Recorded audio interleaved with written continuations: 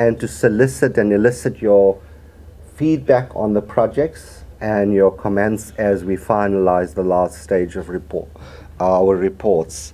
Just to say that at this stage there are lots of things at the back that you're welcome to take with you. These are drafts. They will all become live on our website, as I'll explain later. But in essence, what we have produced to date is 2 very detailed, very extensive, very exhaustive country reports, and I'm certain the country partners are feeling both relieved and exhausted at the end of the process. And with that, I in particular want to welcome our country partners. In Rwanda, we have the University of Rwanda and the College of Education, represented here by Eugene and Ali, who will tell you a bit more about who their themes are when they come up to speak. And in South Africa, our partner is the Center for International Teacher Education, located at the Cape Peninsula University of Technology. And Lorna, Azim, and Zahra are here, and again, they'll tell you more. Although we have a few of our partners present here, there's a large research teams in each country, and they can introduce more. So the order of the day is we'll go through the country reports first. Mario and I will start by just broadly framing the research, why we started it, how do we locate it, what framing we use for understanding the project.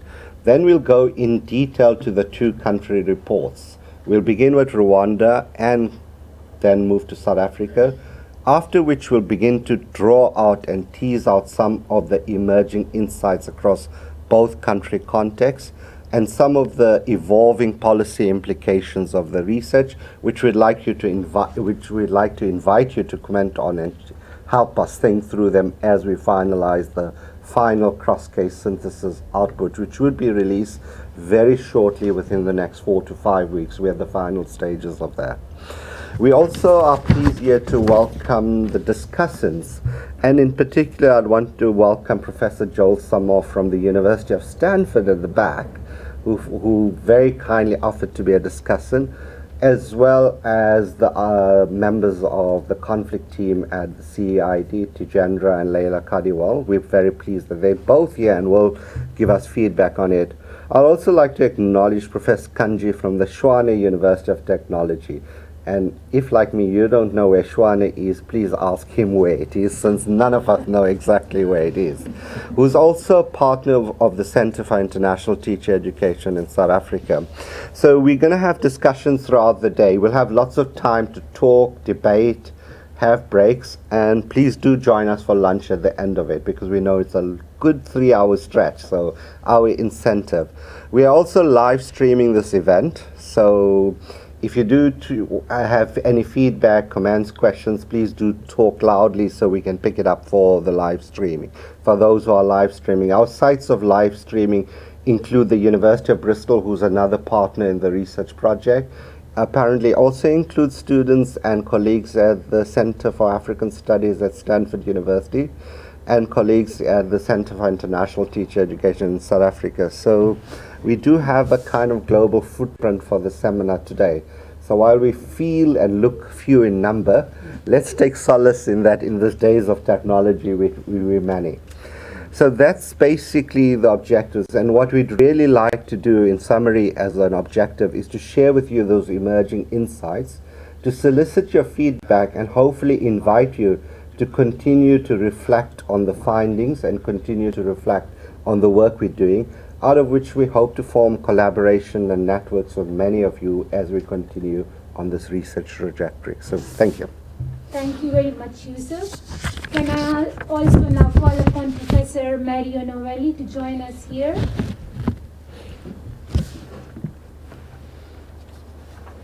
And Yusuf and Mario will now introduce the topic, the methodology, as well as the theoretical framework underpinning the study. Okay. So I'm not in the way of the screen. Okay, you're right. I'll stand there, right? And I'll do the slides. Okay. All right, I'm going to stand here. Okay, so let me start by saying why we have done the study in a sense. So this study, as you probably know, is funded by ESRC and DFID in their joint fund for policy alleviation and growth.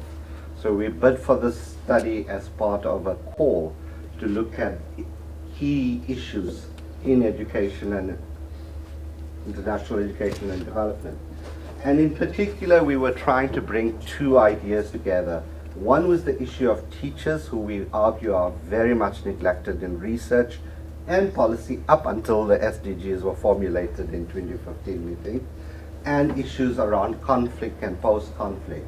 So our main rationale behind the study was to understand much more rigorously and much more clearly the role and the agencies of teachers, both in a normative sense as agents of peace, but also the conditions under which they work. So our starting point for this project is to link it to thinking through this goal, and those who know about the SDGs will know that's goal 4. It's about ensuring inclusive and quality education for all and promoting lifelong learning. And in fact, this is the first more expensive SDGs that have come about, unlike the previous Millennium Development Goals, which were much narrower in construction, even though there were debates about how big they were. It's also linked to Goal 16, which is around promoting just, peaceful, and inclusive societies. So our starting point and thinking through the research, when we started the project, obviously the SDGs weren't around, there were discussions of it, but we think our work makes a significant contribution to both the attainment of Goal 4 and Goal 16. And in particular, for the first time, the SDG 4 has one of its core targets around teachers. A narrow target, but nonetheless, it's talking about increasing the supply of qualified teachers. And if you read more carefully at all the goals and targets of all the targets of SDG 4, you'll notice it's also Goal 4.7 in particular talks about the kinds of things we talk about: peace, justice, sustainable development, human rights. And in a sense, it focuses on the neglected area of the work of teachers, which is about the non-cognitive or the affective dimension of teachers' work. And that's what our project is all about. I'll skip this slide because of time and move on to the research approach. We set ourselves up with a very ambitious question. And like everything else, you realize after 3 years that your question is way too ambitious to look at, particularly those who've had the experience of just completing their master's and PhD. But what we were really interested in is how do peace building and social cohesion interventions in diverse country contexts promote teacher capacity and agency to build peace and reduce inequalities. So fundamentally, our research project is trying to understand the conditions under which teacher agency can be capacitated to build peace and create durable justice, the conditions under which, and how have different countries did it. And in particular, we're looking at 2 country contexts that have a long history, if you like, of post-conflict, even though, as I'll say later, what is post-conflict and what is conflict is quite a shifting terrain and shifting debate. But this was our main question. We then, and this is what the 2 country teams will give you a lot more detail about. As part of their main questions, we then considered 6 main sub-questions. What is the policy environment, both globally and nationally, within which the education interventions that we're examining are located with particular reference to teachers? Others we're asking is, what is the policy context and the policy environment in Rwanda and South Africa that frame the work of teachers? We're looking at teacher professional development in question number 2. How have the different interventions we're looking at, how do you ensure that teachers are trained and developed to support peace building through their actions, through their pedagogies, and in their classrooms and wherever else they end up? And that's an important question. As an aside, one of our respondents and discussants at a seminar yesterday said, if you're looking about effective training, you should think about ISIS. They certainly managed to train people more effectively than we might do. The third question we want to look at is, in particular, the issue of post-conflict and challenging environments in particular is, how do you get teachers to places that need them the most? In particular, remote areas, rural areas. How do you ensure that you recruit and distribute teachers in ways that are equitable across the education system? Because the schools that need them most often don't get the teachers they need. But teachers' work is framed by the curriculum and textbooks in each country. And so the question we're asking there is, how do the textbooks and curricula in South Africa, in Rwanda, and anywhere else frame teachers' work? How do they conceptualize peace? What kind of activities do they use to promote peace? What kind of identities do they project in the textbook? Whose views get affirmed? Whose views get submerged or denied in those textbooks and curricula? But crucially, we're also interested in what is the pedagogy. What do teachers actually do in their classroom that makes a difference in terms of building peace and social cohesion, in particular in relation to gender? But crucially, one of the things about peace building and conflict is that teachers are both victims of violence and conflict, but they're also perpetrators. How do you begin to establish the conditions where teachers become trustworthy and accountable to the learners they serve and to the communities they work in? How do you build the systems of accountability and trust? What are the measures and forms of trust we find in those countries? To what extent do codes of conduct and codes of ethics provide the conditions for building teacher trust and accountability? In terms of the data, and we've got way too much data, and we probably will be examining it over the next good few years, but we effectively got a range of data, and I won't go through this in details, but we interviewed a range of policymakers in both countries, in numbering about 100 policymakers in both countries. We spoke to hundreds of teachers and teacher educators in both countries. We spoke to learners in both countries. We spoke to student teachers who are undergoing professional development in both countries. We reviewed extensively the policy documents in each country. Anybody who's familiar with Rwanda and South Africa will know that's no mean task, reviewing the policies in both countries. Right? There's lots of policies. We also distributed and collected data through questionnaires to both learners, teachers, and student teachers.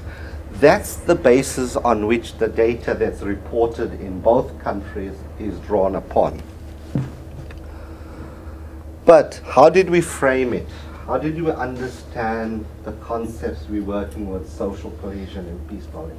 First, let me just say I'm using the concepts of social cohesion and peace building fairly interchangeably because we look at them in a similar kind of way to the extent that we see social cohesion and peace building from a more social justice radical perspective.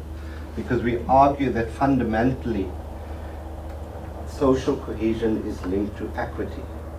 So educational equality has been linked with greater social cohesion, in which case the obverse applies, which is higher income inequality is associated with lower forms of social cohesion, and more equitable societies tend to have greater social and political trust, less violence and crisis. So fundamentally, we're arguing at the heart of understanding peace and social cohesion is a concern with inequalities and how you mitigate and reduce inequalities. We also think, so we see social cohesion and peace building in relation to conceptualizations of equity. We don't see it distinct from inequality. We also think that social cohesion is not just an individual sets of values, individual sets of behaviors, or individual actions as well. Those are important. But we also think that it's a societal property rather than an individual property only. So again, we set ourselves apart from more individualistic readings of social cohesion and peace. It's not just about what we individually think or what we individually act, important as that is, it's also about how that society is organized, how collectively the bonds of solidarity are that are built between individuals and society. Therefore, we end up with this argument that if you're thinking through social cohesion, you need to address both structural dimensions of inequality. You need to talk about interpersonal dimensions of bonds that form between people, and intergroup domains, as well as individual actions, behaviors, and values. And we kind of set ourselves in framing it that way, apart from those people who work in the field of social cohesion from a strong psychology tradition, who talk much more about intergroup contact or individual forms of social cohesion. I will leave this one over to Mario to talk more about. Thanks. So I just want to kind of take a step back and just say that this project is one of many projects that have emerged from our Centre for International Education that work in the area of education and conflict. And based on the work that we've done and the learning that has taken place over the last decade, we have a particular normative position on the relationship between education and conflict. And essentially, it emerges from literature on conflict that argues that conflicts break out related to inequalities or the perceptions of inequalities. But those inequalities are not only economic, but they're also political, social, cultural. So there are a range of what we would call drivers of conflict that have educational implications. So we have a particular emphasis on trying to address the different dimensions of those inequalities.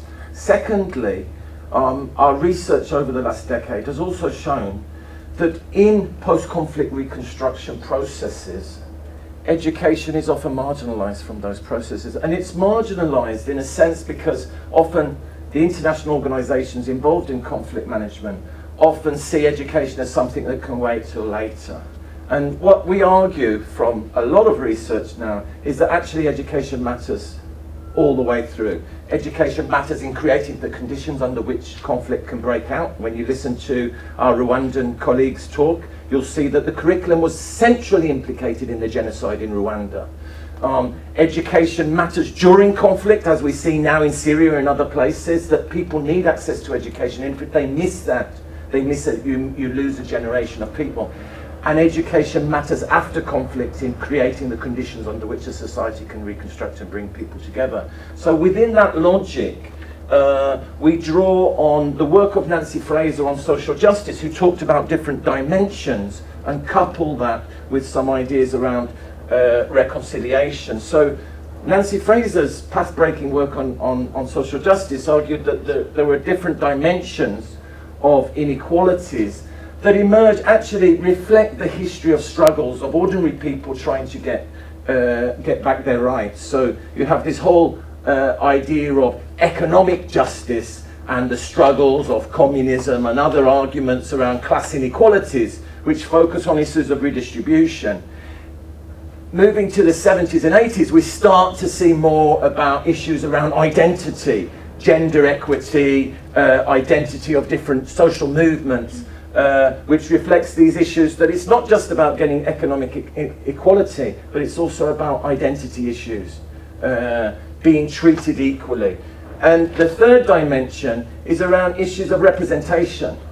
Who gets the right to make decisions about issues that affect us? So this extends to having the right to vote and the movements for democracy in the 80s and 90s and the collapse of the Soviet Union, but also issues around the right to have school councils and other areas in terms of student control of curriculum and other areas. So these three dimensions, we would argue, underpin a lot of contemporary conflicts. People enter into conflict precisely to address or redress some of these injustices. At the same time, We also need to pull people back together. And there is a lot of literature about the importance of reconciliation in conflict situations. How can you, after a period of conflict, bring people together? And what I would argue is that there is a tension between the two. There is a tension between addressing the drivers of conflict that lead to the breakout of war and those processes that bring people together. And that is a political negotiation that takes place in conflict countries by the people involved in terms of the balance of redress.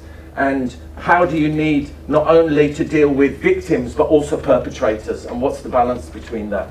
And what we argue and implement in a lot of our research is thinking about what are the educational dimensions of these. So in terms of redistribution and this project, we're asking questions about, you know, how much teachers are paid, where is the money in the education system that is directed towards teachers, how even is that across the country, do some regions receive more money than others, you know, what are the financial issues around education delivery and teachers, but also issues around recognition. Who are the teachers? Where are they teaching? What language do they teach in? What are the implications of that for peace and social justice? And the third dimension, issues around representation, is often about issues of, do teachers have right to join unions? Are they represented in society? What is the positionality of those inside the school? Do they have a right to discuss the curriculum, or is it imposed? Those kind of areas we think also are important. And then in the area of reconciliation that really cuts across all of those is a sense of to what extent are there mechanisms within the education system to bring people together after conflict? To what extent are teachers able to interact again? To what extent are they engaging with students that may have gone through processes of trauma, etc.? So this framework really is a kind of heuristic that sits over many of the projects and explains why throughout the presentations you'll see today we focus very much on inequalities as mattering in education, which is often contrasted by much of the emphasis within the global education agenda on educational efficiency, education's relationship to the economy. We believe that's important, and economic growth is fundamental to social transformation in post-conflict context, but the social also matters, and social justice also matters. So you'll see that thread as you see the different presentations today. Thank you very much, Mario and Yusuf. I'd like to invite now Professor Eugene Debaga to present key highlights from the Rwandan study.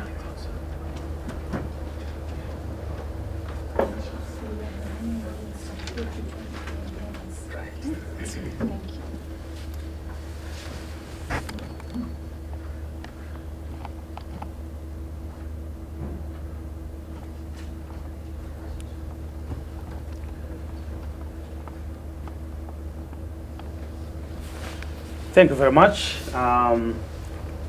Welcome to Rwandan views and findings of this wonderful part of research I've been carrying out. There are three fundamental questions, and the two have been answered very well by Professor Yusuf and Mario. That is what the project is all about, or was it all about? Number two, how is it connected to peace building through teacher agents? We are looking at the history of individual country, in this case Rwanda. And then we look at how can we engage teachers in peace building. But the question is, what happened? Number two, what have you found out in terms of how peace can be, if you want, rebuilt? Just a brief context of Rwanda. You all quite well know about the history of Rwanda that culminated into genocide against Tutsi in 1994. It all started during colonial times when the colonists came and found the kingdom of Rwanda, which was quite a strong kingdom, and then wanted, of course, to have few individuals to work with. And that's how they started constructing schools for the children of the chiefs, whom they thought they would work together. No sooner had they started these schools, for the children of the chiefs, then the king, typical of kings, who had all the structures, started resisting every dictation from the colonists. And they say, okay, if that's the case, let us turn around and go to these people in the name of the Hutu, who probably would be good boys to listen to us. They constructed seminaries, sorry for the Catholics who are here, to train now Hutus in the seminaries. And then they came up, now this is a question of now teacher agents. They came up, they created a myth that the Tutsis do not originate from Rwanda. They originate from Ethiopia. If you look at me, by the physical appearance, I wonder if I look like an Ethiopian. The second fundamental question, how can migration totally lose the language, the culture, and the values at the expense of the people they are found around? It's quite ridiculous. But that is the beginning now of education being turned around to manipulate or to serve individual interests. So the problems now of education started from there. The myth of Tutsi being have come from Ethiopia, and sometimes they could go further. They say the cradle land of Tutsis is in Asia. Now all those things now started until 1959, when we saw the massive killing, which saw almost half of the country fleeing the country, go to all parts of the world. And later on, to cut the long story short, the curricula started now integrating the themes that are full of discriminative tendencies. So much so that when you read the literature we did read and other things, you find that a teacher would stand in front of students and say, an example, a pedagogical approach, as we're going to see some of them, tell students, when you have 3 Tutsis and you kill 2, how many are left?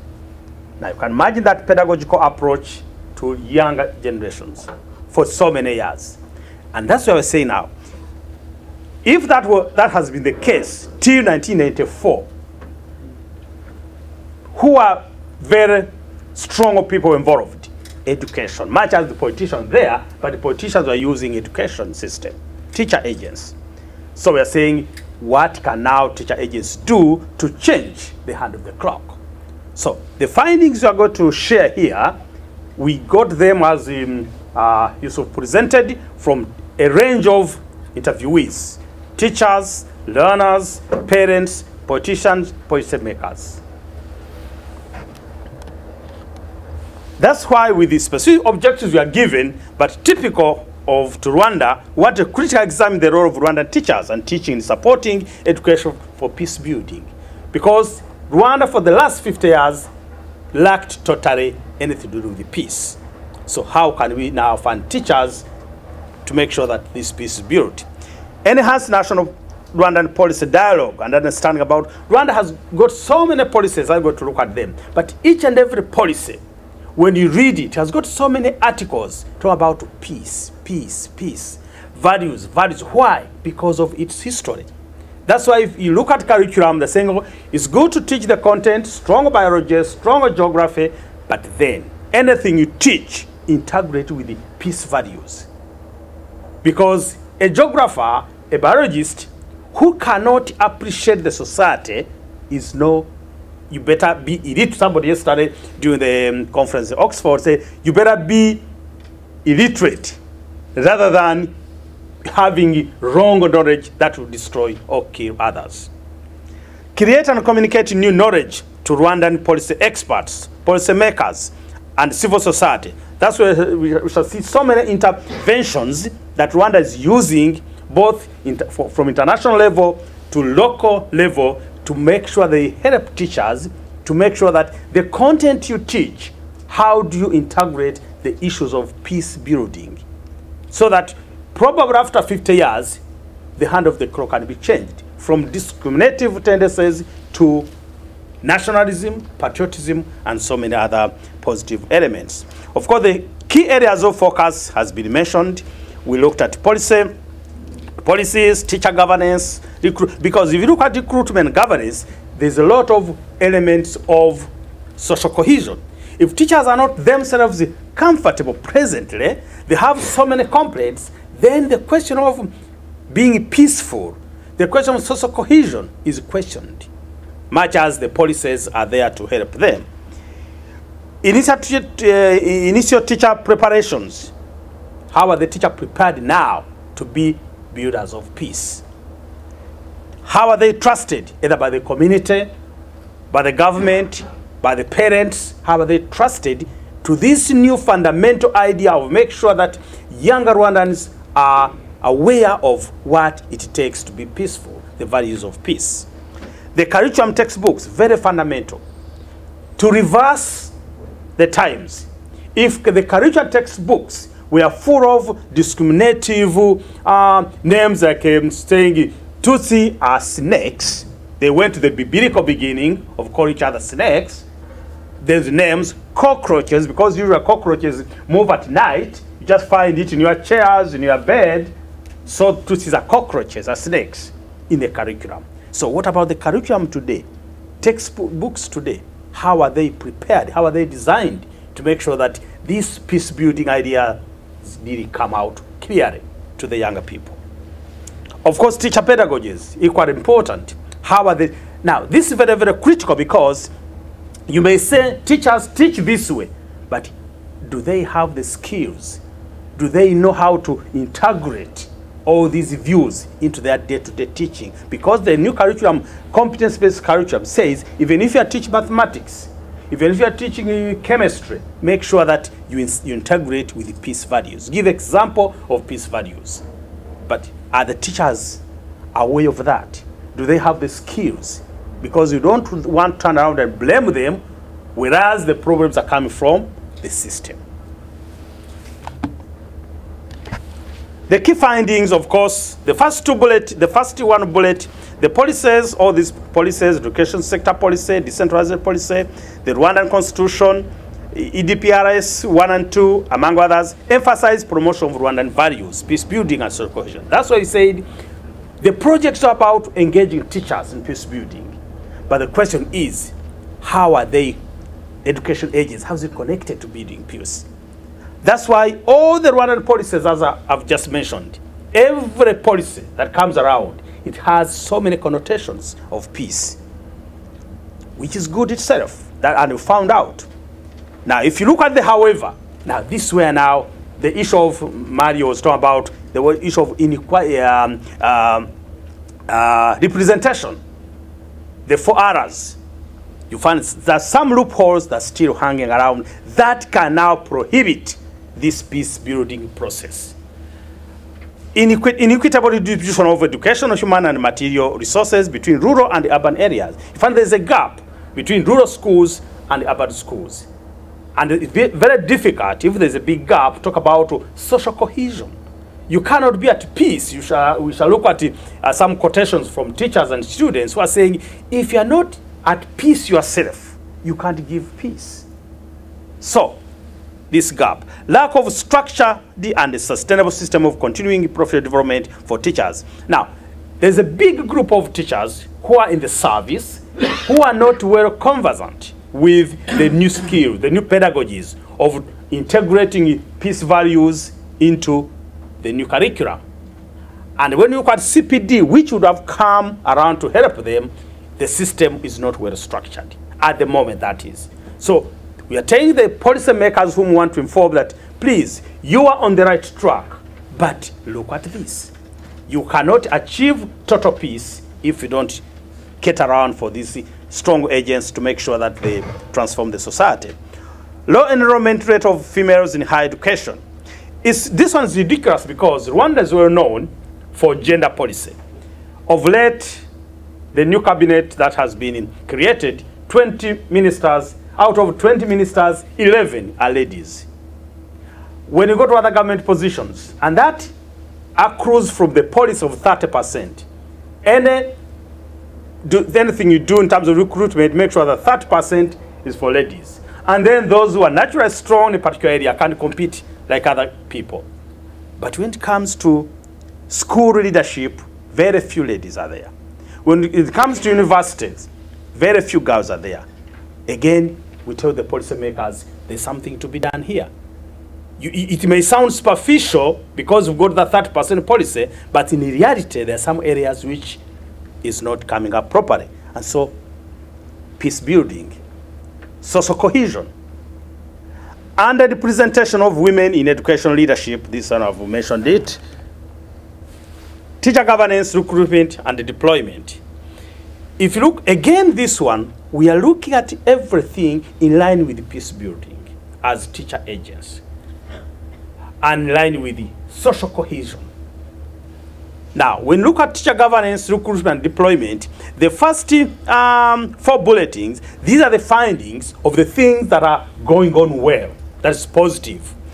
Rwandan teachers play a big role in the promotion of peace and social cohesion among learners. In spite of an conducive work environment, Rwandan teachers do work in all parts of the country. This unconducive environment, one of them is salaries. The salaries in Rwandan countries is quite low. It's about $150 per month, a graduate teacher. Rural areas, there's not enough water. Oh, actually, there's no water at all at the school. There's no electricity. And Rwanda is in love with the ICT. Everything should be also, ICT should be there, but there's no electricity. They're given computers, but there's no electricity. Quite ridiculous and contradictory. So, in spite of this unconducive environment, when you are talking to them, they are ready to work. Curriculum, the new textbooks for the new competence-based curriculum. Textbook, 2 years down the road, the textbooks are not there. But they improvise and try to find where can we get topics on gender, on genocide ideology, on peace values, although because the new textbooks are not yet there. So they are ready, they are working. Local administration, parents, and districts are able to follow every school matter and the general social welfare of learners. Now, all those are positive, and they are there. But however, there are a number of obstacles to teachers' day-to-day work. If you want to can say there are a number of factors that can prohibit social cohesion, which the government is working hard through policies, and the teachers, the learners, the parents are struggling to meet it. But if you look at some of these obstacles, then social cohesion may be prohibited. Like participation in educational policy making is minimal. The views in curriculum development are not well represented. Textbooks, publishing, and writing are dominated by foreign writers, publishers, and donors. Now, these three, quite often when they're designing curriculum or preparing textbooks, teachers are invited, both primary and secondary. But the problem is their views, and these are views, not my views, their views are not taken seriously. When the curriculum comes out, or textbooks come out, the views that are there, they sound foreign. Their views get lost in there. Because most of the views are DFID views, UNICEF views, few professors who have been invited, and of course, plus government officials. The poor teachers' views are very, very scattered. And yet, they're the ones who are going to translate these curriculum textbooks into practice. REB, that is Rwanda Education Board, imposes budget quotas for schools that cannot be exceeded. That is, we are using decentralized system, but somehow in disguise. There are 10 districts, with the district education officer, you manage education at the district level. But if you have 50 schools, each school may require 10 teachers each per year. But when the head teachers bring in the requests, the district education officer tells them, look, we've got what we call budget ceiling. And the social cohesion issue comes in. I needed 10 teachers, now you're giving me 2. And you turn around, you hold me accountable for the performance, for quality, name it. Now, that's now the issue of social cohesion comes in. This head teacher will not be comfortable because you hold him or her accountable, and yet he or she is limited. Now, what are the implications that come from that? Districts end up recruiting unqualified teachers due to budget constraints, since unqualified teachers are cheaper to pay, particularly in rural areas. And this is hence inequitable distribution of teachers between the rural and the urban areas. Because whatever the case, students have to learn. So a head teacher resorts to unqualified teachers who are cheap. Education quality and social cohesion is compromised in rural areas. There is gender disparity in teaching force at secondary school level. Now, initial teacher training education conducive professional development comes in again. If you look at, again, the first about 5 bulletins, that all the findings that are positive we encountered. In Rwanda since 1994, genocide against the Tutsi has expanded to cater for the growing need of teachers. Remember, during the genocide, a big number of teachers either were killed or fled the country. So after mid-1994, there was a big gap. And actually, the biggest supply of teachers used to come from Uganda and Kenya. In 1999, 65% of the secondary school teachers were unqualified. In 2016, the number of qualified teachers at secondary school level actually was raised that percentage. Initial teacher training education programs have been revised by removing discriminative and divisive ideologies, as I've said. The curriculum, textbook, using some statements that are very discriminative against the Tutsi indirectly. Now, these NGOs you see around, Aegis Trust, I think is an American NGO. IRDP, that's the Institute of Research and Dialogue for Peace, is a local NGO. Then NIC is National Electoral Commission. National Electoral Commission is a traditional school whereby every Rwandan used to go during the kingdom to learn about patriotism, democracy, even military, and the traditional values. So all have played a big role in helping Rwanda Education Board. So there are some of the interventions. How do they help Rwanda Education Board? Because Rwanda Education Board, 2 things. Say there's a new curriculum, competence-based curriculum, whereby every subject must be integrated with the peace values, anti-genocide ideologies, and so forth and so on. But the Rwanda Education Board cannot afford to train teachers to use those pedagogies. They are using what they call cascade models, but even then, it's not enough. So, all these NGOs, both local and international, have some kind of modules they are using. So they go to different regions and help teachers because they're all about peace building, all these NGOs. So they come in as sort of intervention to help.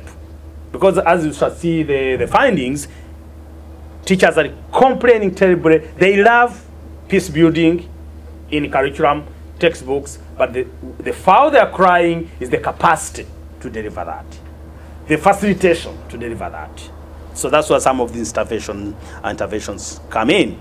However, again, some of the loopholes that may prohibit this social cohesion process, this peace building process among us teachers as agents.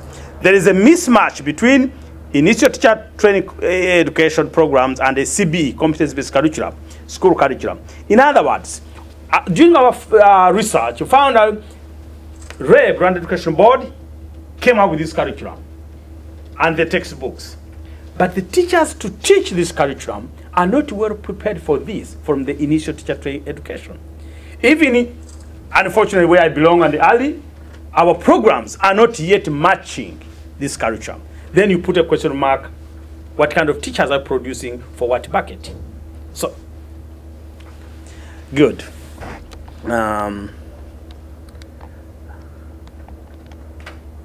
Rwandan school curriculum from peace and the social cohesion perspective. Now, curriculum is a key to teaching, but teaching learners not only academic content, but also the culture of using the acquired knowledge to make good judgments. Cross-cutting issues such as gender equality, social cohesion, peace, all those are within the curriculum. Peace values and social cohesion are well reflected and integrated. There is a need, therefore, for relevant agencies, which I've mentioned, to come in and help the teachers. The curriculum emphasizes the importance of social skills in the curriculum that are reflected in cross-cutting issues, such as hard work, critical thinking, problem solving, creativity, citizenship, and all that. But what I would say on these issues, that most science teachers and mathematics teachers find it hard to integrate these ideas into their natural sciences. They're saying, I'm a biologist. How can I talk about citizenship? How can I talk about peace values? I don't know. Mine is mathematics on the board. So they still have that kind of question. Specific issues such as unity and reconciliation, cultural values, peace values.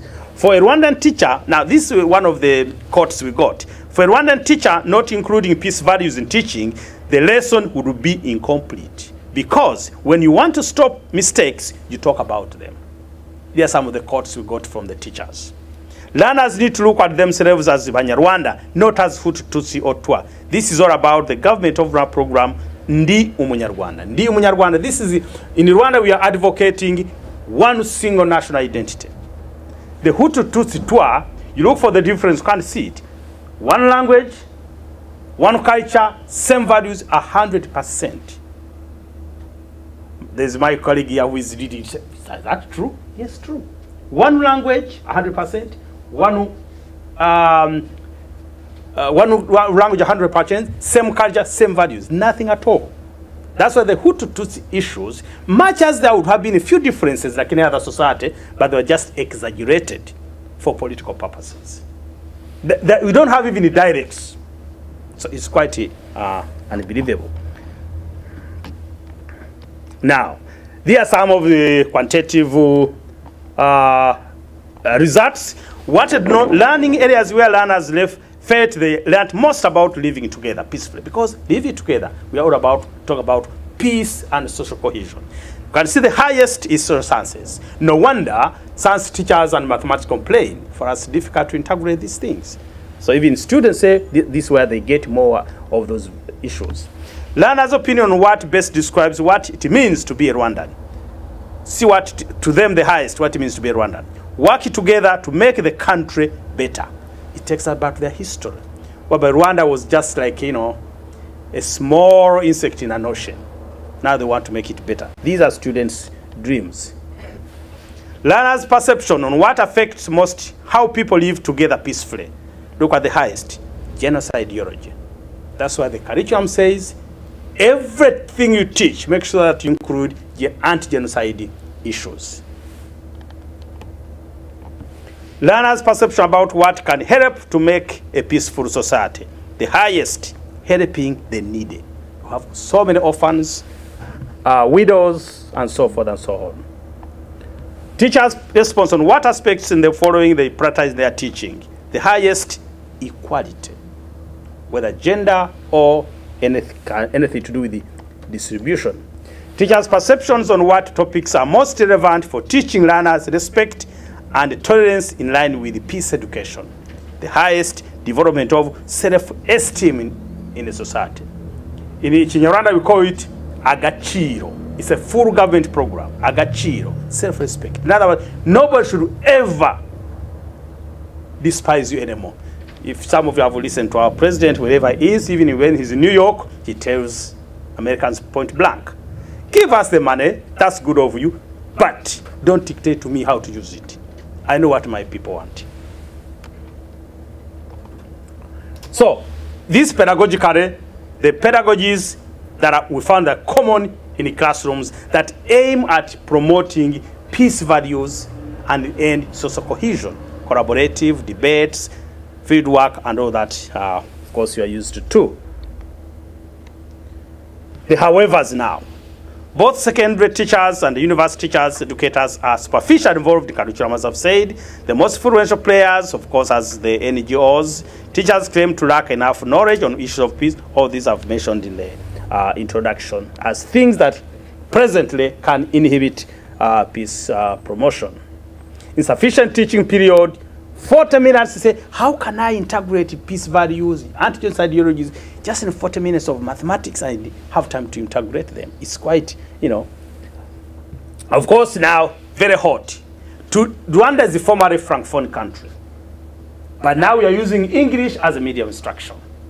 It's quite difficult to tell a teacher to interpret these sociological issues into a language where both the learner and the teacher are incompetent. They say it's very difficult for us. We can't be really eloquent enough to do so. Big class sizes, of course. Teacher trust and accountability. Now, all these bodies, Rwanda Educational Board, school administrators, district education officers, sector education officers, the Rwanda National Teacher Code of Conduct, all are there to check the day-to-day working of the teacher. But as we were saying, most of these people do it as voluntary work. So they don't find it comfortable. All Rwandans are expected to play a significant role to make sure that peace, unity, and reconciliation are created among young people. These are quotes we got from the interviewees. All parents are always advised not to leave the teachers and school leadership handle learners alone, and later on hold teachers accountable without parents themselves playing their role. Once learners learn how to appreciate peace from school and it is backed by their parents, the learners will be motivated to learn more about peace values. These are some of the quotations. Oh, these are talk about. I'm told time up.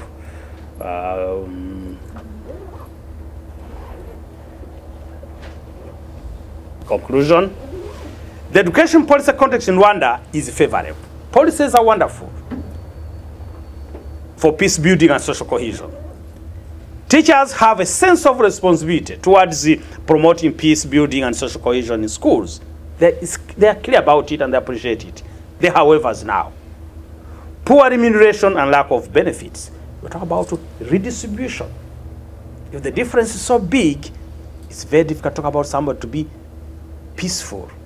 Lack of organized and well-structured continuing profession, I've talked about it. Shortage of prescribed textbooks and other teaching materials. Big sizes, short teaching periods, superficial teachers' participation in curriculum, and then urban and rural inequality. These are some of the, in short, factors that can prohibit this good job which the government is trying to do through our policies. Thank you very much.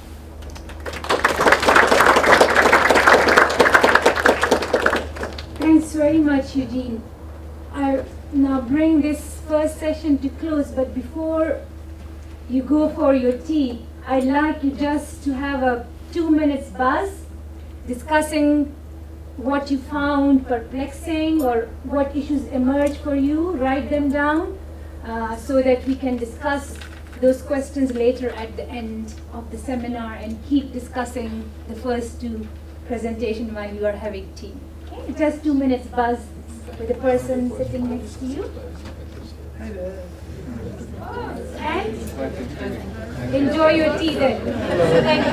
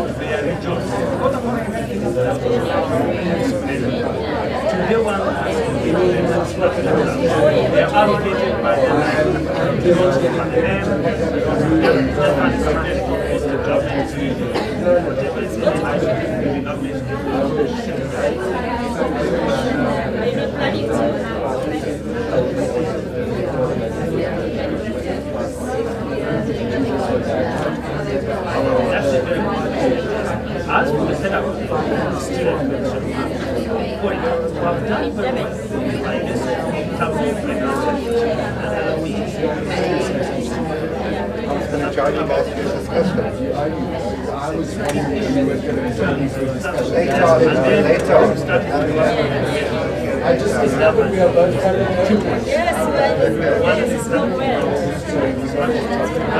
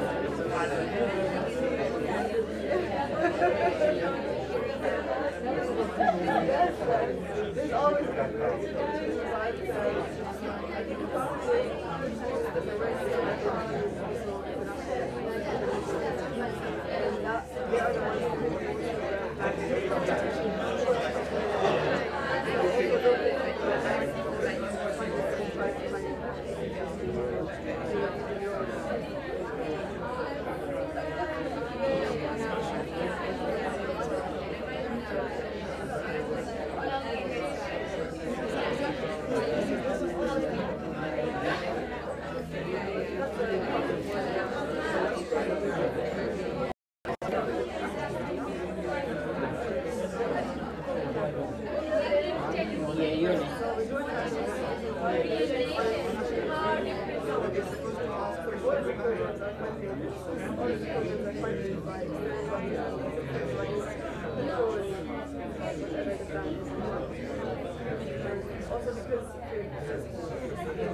are you? Well, thank you. Nice to see you too. You well? Yeah. Enjoying your postdoc? Yeah. Postdoc or it's a session? It's a postdoc one. Which focuses on your research material? Yeah, I mean, very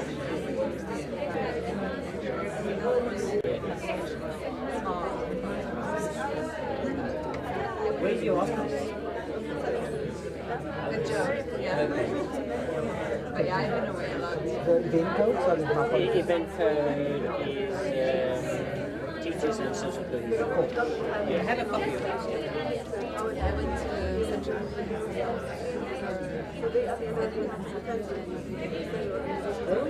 Very nice. That was really interesting. So what were you doing? I did a research study for them on certificates and so it was actually, I did it before I started the postdoc, I did something also on CRBS registration. I don't know.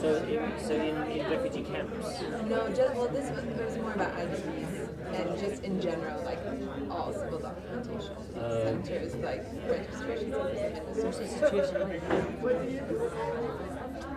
It was difficult, but it was, violence is so isolated, it's so community-based that even if you're like connected to so in the city it's fine. There were a couple of like events. Yeah. The French army there. There's a big UN, like a secret big UN organization. So you see them all over. The French,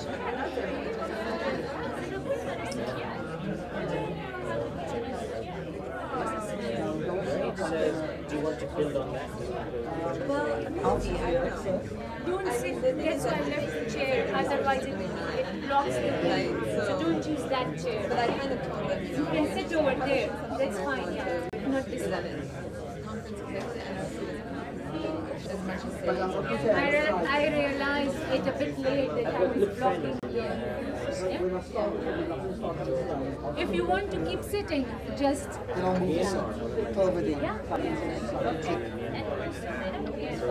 slides, they shift between slides and so it might just be another Yes, they're good organization. And I think they do a great job in although I met somebody actually who was accepted by UCD and teach this. Andres. Who's having problems with, but he was saying also that he didn't actually like their approach to education, and that he didn't like their education strategy, and that he much preferred university organizations that worked not only in humanitarian but Andres was trying to. I think I've never met him, but I get a sense that he's very dedicated. very serious. Yeah, it's just that they need like DTS results, crazy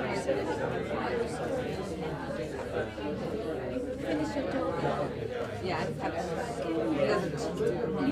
And I really want him to be trying if the university allows him to come in. how much time? Like it should be. Yeah, but half an hour contains questions and answers as well. No, I didn't give him. I gave him 5 minutes. Yeah, 25 minutes. Why? It's going to be a very limited Because you can't have questions and answers after 20 minutes because the slot has 30 minutes, yeah? Including questions and answers. who have actually proven to be absolutely amazing, but they would never have been able to come to the program had it not been for But that's the system actually excludes some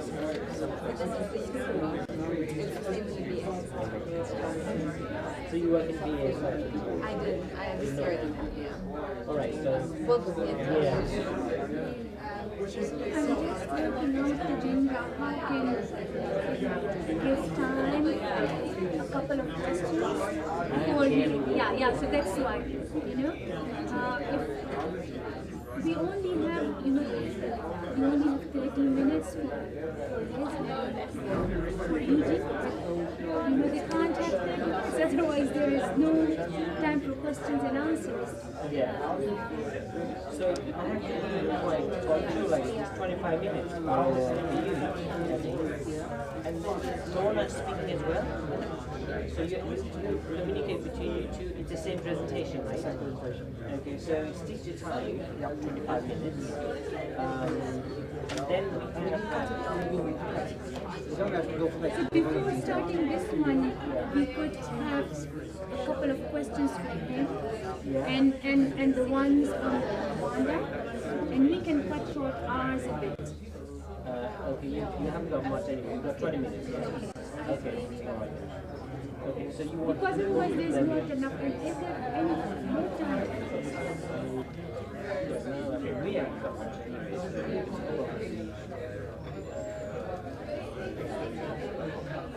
This is plenary. Or Yeah, we have plenary.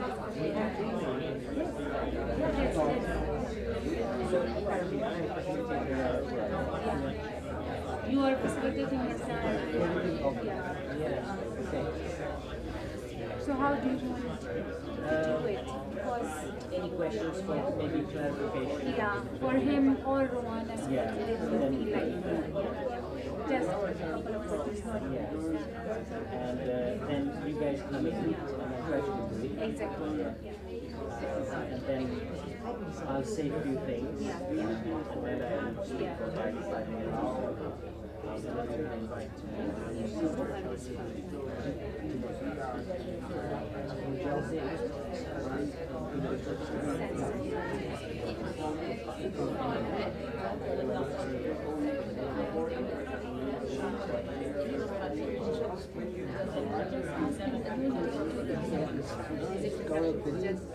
How you would like to introduce it? Do you want to go with my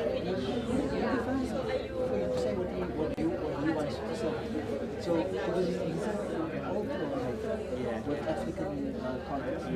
So it's been working there for many years. we talked about so it's not just Tanzania. Sorry, there is one.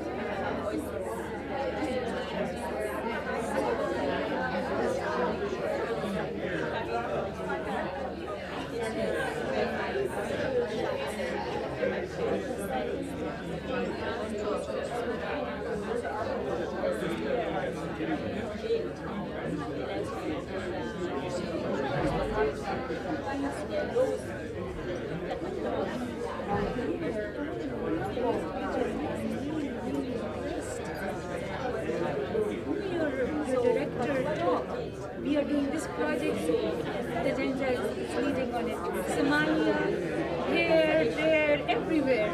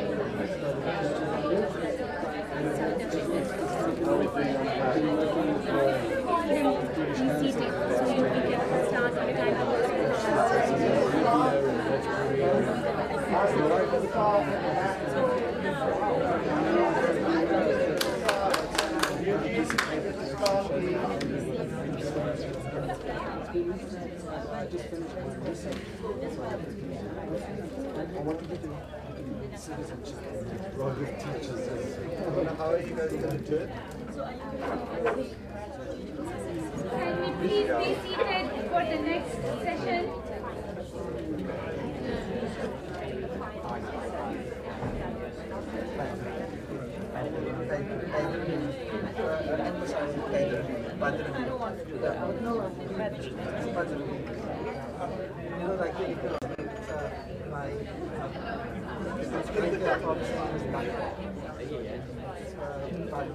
It was also a time to what they say activity.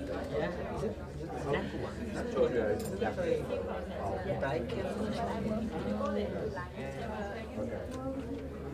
So it's got all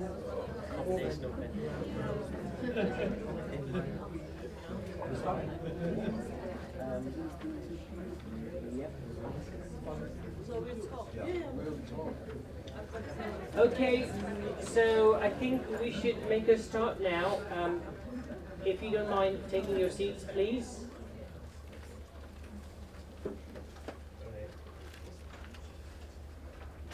Okay, so good morning and welcome back after the coffee break with some caffeine, a bit refreshing now. My name is Tejendra Ferali. I'm Senior Lecturer in Education and International Development, and my work particularly focuses on education, conflict and peace building. And Moses this morning talked about some of the work that we're doing in our Center for Education and International Development. I'll be chairing the second half of the symposium now, and we've got a South African case study that we're going to present now. So the speakers we have is Professor Azim Badruddin and Lorna Bali, both from the Center for International Teacher Education, Cape Peninsula University of Technology. So you've got 25 minutes. If you can take about 20 minutes to present the case study and 5 minutes for some questions for clarification, some factual things, if you've got any. And then after that, I will be inviting again Professor Yusuf Saeed and Dr. Nareen Dirani for cross-country analysis, looking at both case studies. And then we'll have some discussions, and we've got a plenary where I think more rigorous discussion and dialogue can take place. So without any further delay, can I invite Azim to present? Okay. Thank you. Thank you. I think after one and a half hours, maybe we should do some reorientation. Because I think we need to remind ourselves all the time what our questions are. Now, the first thing I'd like to do is to also acknowledge Zahra McDonald in the crowd, in the sense that one of our teams, we had quite a large team in South Africa, and doing different things. And we do need to acknowledge people's work. So Yunus Umar, Zahra, Karen de Kock, who are the others? Marcina Singh, Joyce and Tom. And Natasha and Natasha Robinson as well. Quite a large group of people that we have to acknowledge because they did such wonderful and fundamental work in the project itself. In terms of the project, just in terms of reorientation, I think we need to go back to South Africa. Now, this university has a long, in a sense, a long link to South Africa, and so many people in the audience today will know quite a bit about South Africa. So just a small orientation. When we think about recent events in South Africa, we bear testimony that South Africa has struggled. We've struggled to come out of transition after '94. We've struggled to grapple with the issues that we were confronted with in 1994. And struggling with some fundamental obstacles. Poverty is huge in South Africa. Inequality is enormous. Social formations are problematic. And then, of course, as apartheid is known, we struggle with identity politics. So we have these four things that constantly confront every kind of policy we set about developing. We also live in a global environment of conflict, financial meltdown, austerity. And then, of course, benign disinterest by lots of countries outside in the world. So South Africa itself also struggles with that, placing itself in that environment. And into this environment, South Africa has also lurched into newer areas of its own kinds of conflict. When you read the newspapers, you hear about an emerging African middle class, a ANC that struggles with finding its roots in the liberation movement itself. A country that has been the home for the past decade for enormous migration coming into the country. A country that's struggling with its own identity and then having to incorporate lots of other identities as well. So we are a country that's struggling. And into that country we speak about the discourse of social cohesion. How do we make inhabitants of South Africa talk to each other in meaningful ways that allow them to live together? That's a big challenge. So, progressive policies after '94, that was our thing. As Yusuf mentioned earlier, lots and lots and lots of policies. Lots of progressive policies and a constitution that has opened the eyes of the world in what is possible. But historically, much of our challenges has come from the causes of conflict that has besieged us. And we can trace it back to our colonial roots, we can trace it back to our apartheid rule, but they fractured our society. Fractured our society along identity, fractured our society spatially, and fractured our society economically. And these things haven't gone away. People that have lived in previous disadvantaged areas continue to live there. People that are privileged have continued to be privileged.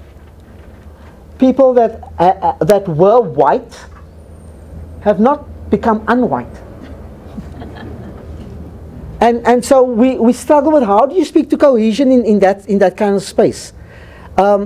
These fractures have continued alongside new fractures.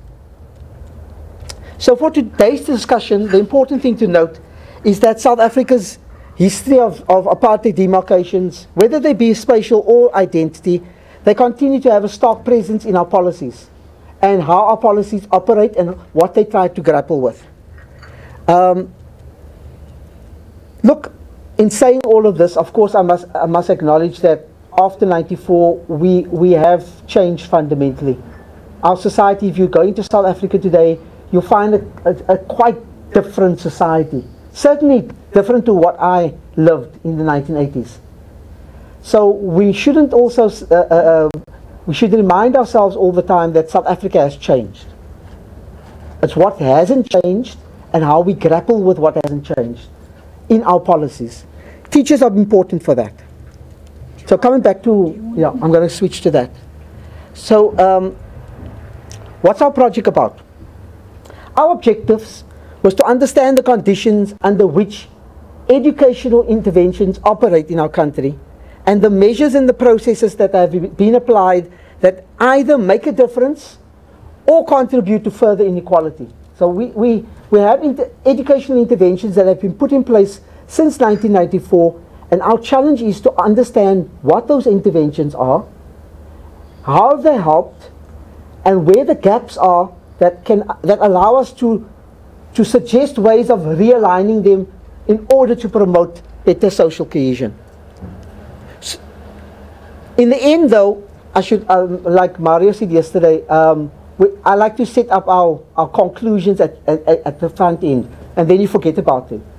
But it's good to say what our conclusion is. Our overall analysis suggests that the drive for social justice, greater social cohesion, and wider access to quality education in South Africa will struggle unless we change systemic inequality.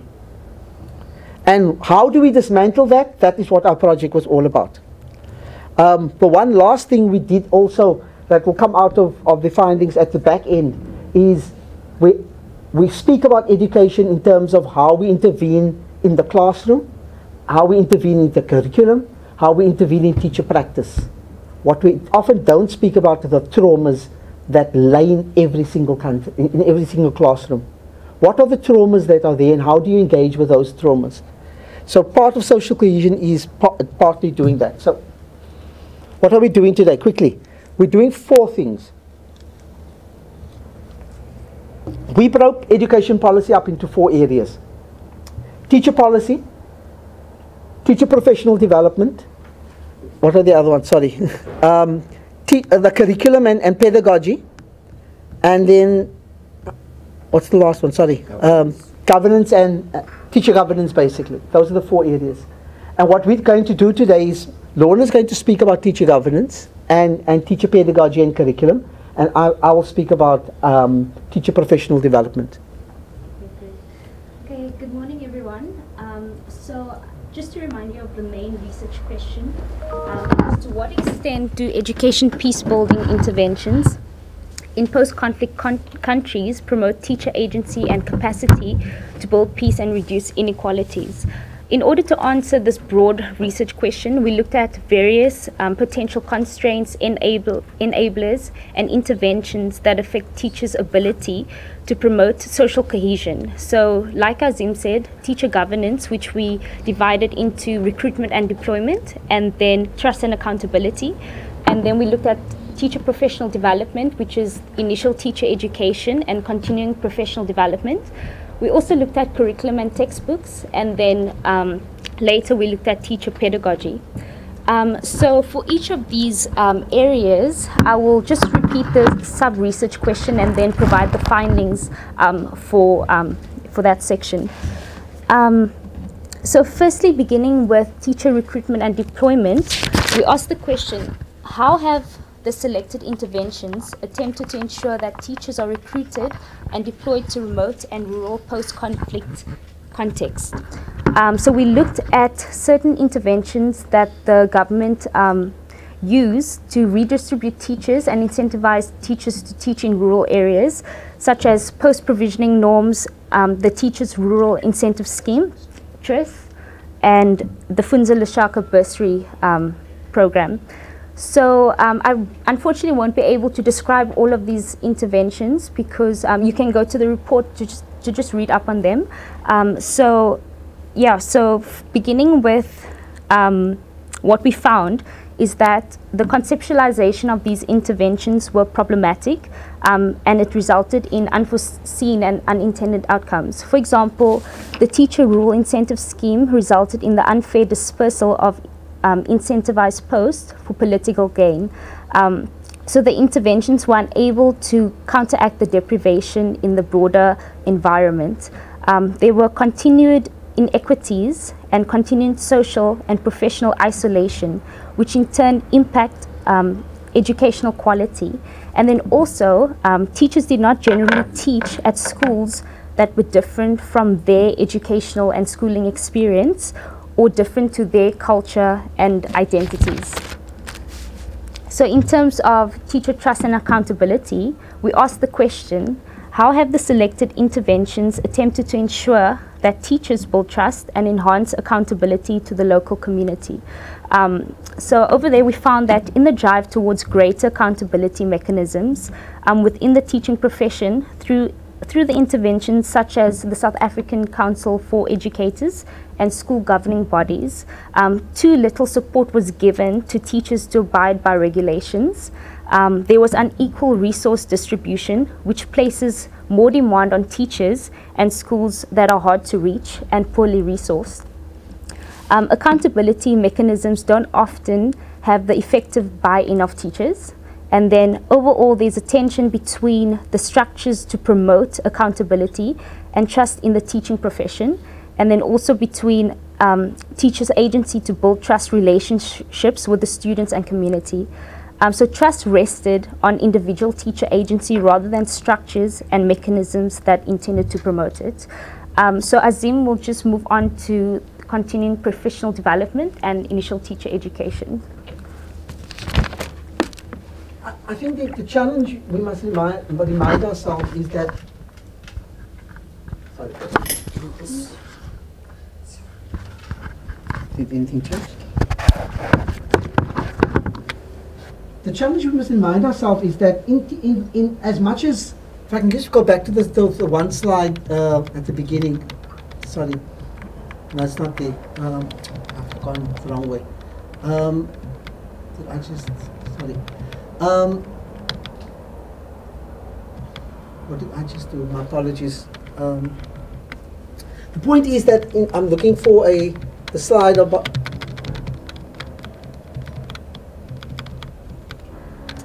Oh, gee, I think I've gone the wrong way. In South Africa, the challenge of our schools is that 87% of the white population are located in quintile 5 schools. Or quintile 5 schools, yeah. And only 6% of the African population or anybody else are in those quintile 5 schools. Those are the privileged schools. In the quintile 1 and 3 schools, they're predominantly African, or predominantly colored. And they are basically the homogeneous spaces in the country. So when you speak about social cohesion, you say, how do you make a society see itself differently when you have these spatial inequalities? Now, how do you train those teachers? Where do those teachers come from that teach in those schools? What we also have in South Africa is I'm going to stay there. What we also have in South Africa is a history of where teachers got trained in the first place. So African teachers were taught in colleges in the past, mostly in colleges. White teachers were mostly trained in universities. Those universities have roughly stayed the same. We merged all the universities, but the teachers that actually go and teach in African schools still go to certain kinds of universities. The teachers that go into white schools still predominantly come from certain kinds of universities. So you can develop a national plan of how to train teachers, but you have to understand where those teachers are coming from and where they're going to.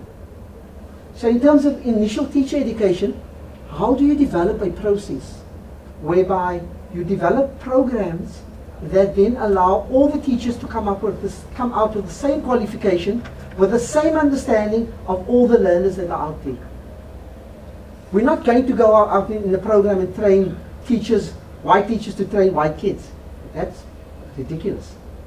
So how do you develop those? And so when we went and looked at the programs, we looked at a fairly established university in their teaching program, and we looked at what they were doing.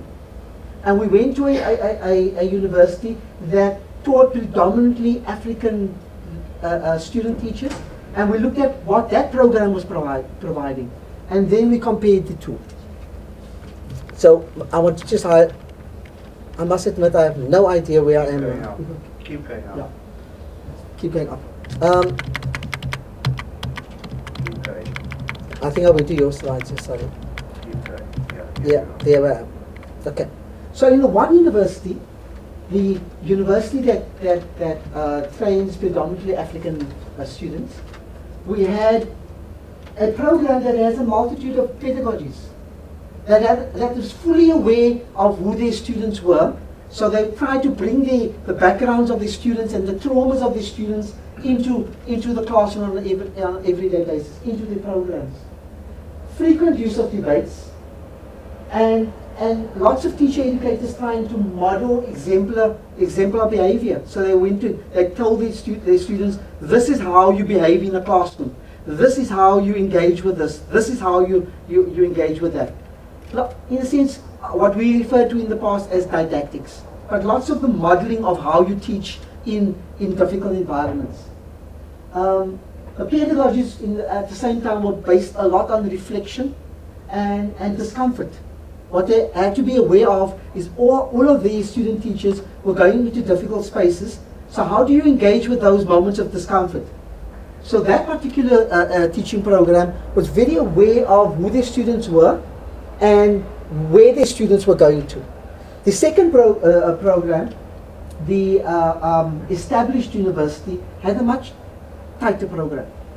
They had a spiral learning design that had 6 questions that coordinated everything that the teachers did. So that the student teachers were told all the time, come back to these questions and how you think about this and how you conceptualize this. They moved between language and learning theory to reflect on issues of professionalism, how and where they position themselves. And it had a firm developmental pathway to reflections on identity and difference, having specific modules in their program around social justice, around socio-constructivist theory, and then also in their program they had this idea of a crossover practicum, where the student teachers had to go, when they went out into teaching practice, they had to go to one advantage school and one disadvantage school, so they could see and try the practices in 2 different places. So you have 2 different programs. The same Mr. Tech designates what you teach, what the program needs to look like. Every program looks the same, but 2 ITE programs that were trying to do something distinctly different. And so the question is, what do we learn from this? Going back to the teaching practicum, which was very interesting for us, was the teaching practice, the practicum confirmed a couple of things. One, they confirmed for all the teachers their choice of career, but they also gave them an opportunity to teach about social cohesion in their different spaces. They also affirmed them as individuals. So lots of the, when you interview lots of the African students, I don't like to use these terms, I must admit. The African students, you'd ask them about their experience. They loved going into the disadvantaged schools. They felt comfortable there. So you affirm them as well. You think that the logic tells us differently, but lots of them actually enjoyed going back to those schools. They enjoyed the moments of discomfort. So when we look at these 2 programs, what we were looking for was, what are the concrete and model teaching strategies that were being used in these 2 different experiences, and how does the crossover help? I'm not going to go too much. The main thing that we wanted to highlight is what we did get out of the two programs. These were the 6 areas that we thought needed to be addressed if you are going to insert social cohesion into initial teacher education. The first thing is you have to embed it in your program. You can't pretend that it will just happen. You have to ensure that social cohesion is embedded within the program and that great attention is paid to cultural diversity. Then you have to leave space for critical reflection in your program. You have to allow the space for that critical reflection and disclosure about difference, about otherness. You have to get the student teachers to take control over their own identities. Who are they? What are they going to teach? Where are they going to teach? What do they want to achieve? You have to ensure exposure to crossover. You have to get student teachers to go out and teach in different places. You have to equip them with pedagogies. which we'll speak about later. Yeah. You have to design agency, and then you also have to support teachers, teacher educators as well. You can't assume that teacher educators also know what they're doing. You have to support them with materials to be able to teach the student teachers in the classroom. Let's switch to pedagogy and curriculum. Okay, great. So just to continue on that note, so the question for curriculum was how and in what ways do curriculum teachers how do teachers use that to promote social cohesion, peace and tolerance? So we looked at grade 8 and 9 textbooks, specifically history, life orientation and English, because those subjects are potential content holders for social cohesion. And then grade 8 and 9 are the final years of compulsory schooling in South Africa. So what we found was that white South Africans largely removed from discussions on apartheid, on how it was constructed and how it is maintained in subtle ways and explicit ways. And then also, while textbooks currently advocate constitutional values at the level of content, they were shown to uncritically portray stereotypes and normalize assumptions about different historical race groups, genders, socioeconomic classes, cultures, and faiths. In this sense, they do not tackle the prevalence of the social, economic, and symbolic inequalities that persist in contemporary South Africa. And another important point I want to highlight is that discussions about success and failure place emphasis on individual agency and lack discussions on privilege and structural inequalities in South Africa. And then finally, the last question that I would attempt to answer is, what is the pedagogy of teachers in the classroom and the strategies they use in developing peace-building skills and attitudes in reducing conflict? Now, we collected data in 9 schools in the Western Cape and Eastern Cape in South Africa. So these schools were located either in rural schools, urban schools, and either Quintile 1 school, which is it's the poorest schools, and then Quintile 5 are the wealthiest schools. So that's the criteria we used to select the schools, and the teachers we selected were grade 8 and 9 teachers, and we administered questionnaires to those teachers, and then also to grade 8 and 9 learners, and then we did semi-structured interviews with the life orientation, English, and history teachers. So yeah, there's also a lot of detail of the data that we collected in the report, so you can refer to that. So what we found was that learner agency and their potential to disrupt hierarchies of power are potentially undermined by teachers utilizing teacher-centered approaches to learning and teaching. And then teachers generally do not display a focused understanding of their disciplinary strategies as constituting the very violence they work to counter through social cohesion-related pedagogies at their schools. So teachers' racialized identities and conservative curriculum selected content mitigate against the promotion of social cohesion. Okay, I'm almost finished. And then in general, teacher agency rests on individual teachers who, through their ability to develop trust with their learners on a personal basis and with their classrooms through their interactions, are able to model values of social cohesion and promote social cohesion. But many of these are individual cases. But the other constraints that prevented social cohesion were out of their control, such as the curriculum and certain policies. So due to the prevalence of teacher-centered approaches and the curriculum constraints, pedagogies such as critical and participatory pedagogies, collaborative teaching and learning, these lacked in teachers' teaching methods. So teacher agency manifested in the form of building meaningful relationships with their students and also addressing conflict and other issues in the best way they could and knew how because of their own experience and context. So yes, thank you very much. Okay, so thank you, Lorna, and thank you, Azim. What we're going to do now is take a few questions for clarification. Can I request Eugene to come to the front as well, because we gave some few minutes to reflect on Rwanda case study previously as well. So if you've got any questions, please do do ask Eugene as well. So both case studies, any questions for clarification?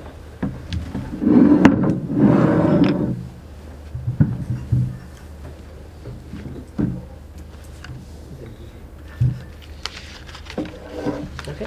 Hi, I'm Lungile. I'm from South Africa, from Durban. Thank you to the speakers for all the information.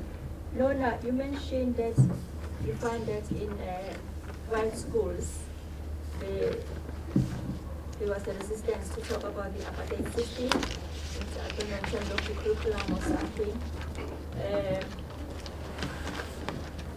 Did you find that maybe was it different maybe to the schools from the black schools in terms of the history, talking about the history of the apartheid system? Okay, so can we take a couple more if there are any? No? Okay. Right, so would you like to respond to that? Okay, I'll try my best. So what we found was that the way history was addressed in these different schools was, I guess, because of the different experiences of the past, the way history is perceived differently and portrayed. I think when it comes to black communities, it's much more real, it's much more close to home, and the very legacy of apartheid, it's still a lived experience. So white South Africans do not have this lived experience and are predominantly in a more privileged position. So the way apartheid is perceived, it's perceived differently. So when it comes to teaching, I can imagine it's approached, I mean, it's the same content, but the way it's carried over, it's mediated a bit differently depending on the position of the teacher. So I can't say that all white teachers would be non-sensitive or so forth, or all black South Africans are very, it's very close to home to each of them because of there's a rising black middle class. So it really depends on the individual teacher and the context and that they've grown up in and their experience and their perception of history. So, yeah. Okay, that's a question. Sorry, go for it on that side. All right. Are you sure? Yeah, quickly. Thank you. Yeah, it's a question about Rwanda. I wonder, can you tell us a bit more about whether and how the conflict is taught and in schools, and what challenges that poses for your teachers? Big question. Okay. Thank you very much. Now, how conflicts taught in Rwanda, number one, is within the curriculum.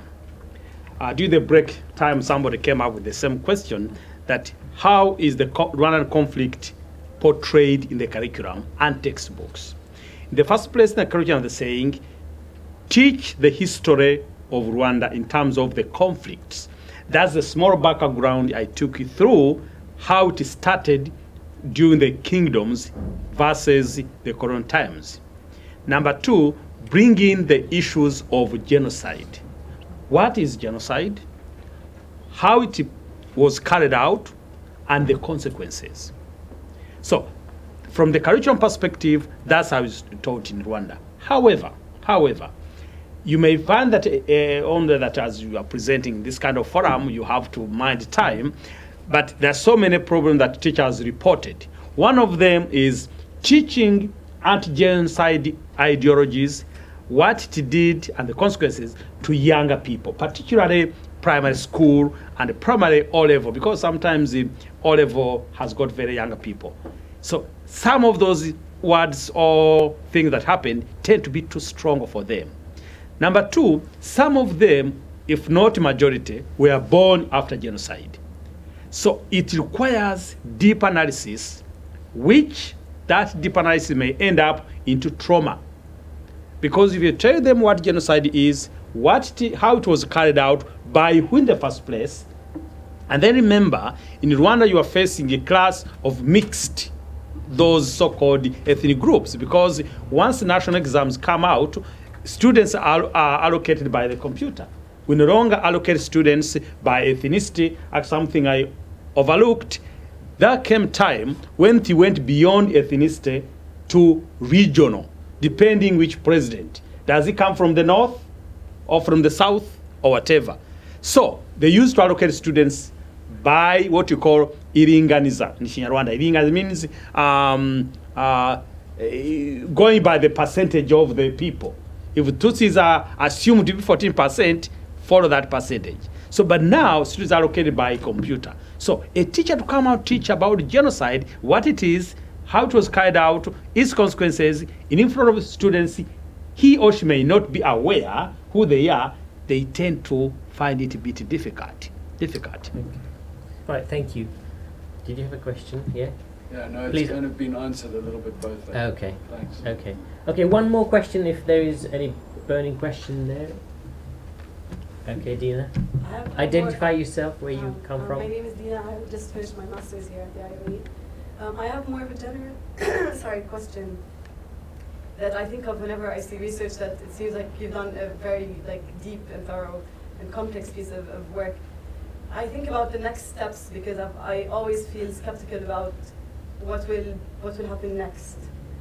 Because I see that there's lots of research happening all over the world all the time, and I wonder whether you as researchers also take part in attempting to affect practice afterwards, and how does that happen if you attempt to do it? Okay, good question. And maybe take another one. Was there another one here? No. Okay, so 30 seconds each. Each case study. In the first place, that's a good question. What we have done, we have played our part to really expose what happened and what's on the ground today and what people think about, particularly reconciliation in Rwanda. All these ideas now, you know, research gives birth to another research. Somebody has to come out, and because we've got a variety of a range of themes that we came up with, curriculum, textbooks, pedagogies. Somebody may find something that is really bothering you, come and find out exactly in the future, do we have really evidence that in Rwanda in particular, we shall have change, or the change of today is either out of fear, or the change is out of what happened, so the people are silent. So we need somebody to come out and say, hey, and then do practical change. Yeah. Okay, thank you, Ajay. Look, what we did was to do a study of policy and how policies played out in the real life. So when you want to bring about change, you have to firstly impact on policy, and you have to understand what the interventions were, and then report on those interventions. And hopefully that changes policy. And when policy changes, then you can impact on practice. So that's fundamentally where we're at, how you bring about change. But then you also can make lots of change. Our push is that you want to bring about social change. Social cohesion is not about schools or classrooms. It's about life. It's about the broader society. But it's happening as a microcosm. And if you impact it there, then you will, and hopefully will filter outwards. So that's fundamentally what we... Okay. Do you want to say anything quickly? Okay. Yeah, before we move to the... So I'm doing my PhD, and it's focused on youth at risk, because violence is quite prevalent in South Africa, and especially amongst youth and young men. So my PhD is focused on that group, and looking at teachers' how teachers sort of include and use practices to work with these boys, because it's a special group. But personally, that's my journey in sort of working in social cohesion. So yeah. Okay, that's a very interesting question, Dina, because I think the researchers would be very keen to see how their study has made an impact, and then what kinds of shifts are taking place or not. So I think it's a really interesting conversation. So Mario wants to contribute something. I just wanted to add something that in terms of the construction project, from its inception to the present, we've always engaged all the stakeholders, so the Ministry of Education, UNICEF, different organisations that are involved in each of the countries. And with the research that we're producing, we're also trying to produce it in different formats. So we're not just producing these rather heavy documents that probably only a few people read, but also producing policy briefs, Yusuf has written several articles in newspapers. So we're trying to feed the research findings into multiple different domains. And actually, Yusuf is on the task force, the South African task force on social cohesion. So he's actually advising the government now. So we were always conscious of that. The research shouldn't just remain in academic journals, that we have that balance between the different areas. Okay. Thank you very much. I think we have to leave that and then bring that question up at the plenary. And I think there were really interesting presentations, and thank you for responding to the questions. So can we join in a round of applause for those speakers? Okay, so without any further delay, can I request Professor Yusuf Saeed and Dr. Noreen Dirani to present the synthesis of the both case studies, and probably to discuss how we can theorize the ideas around social cohesion, peacebuilding, through it.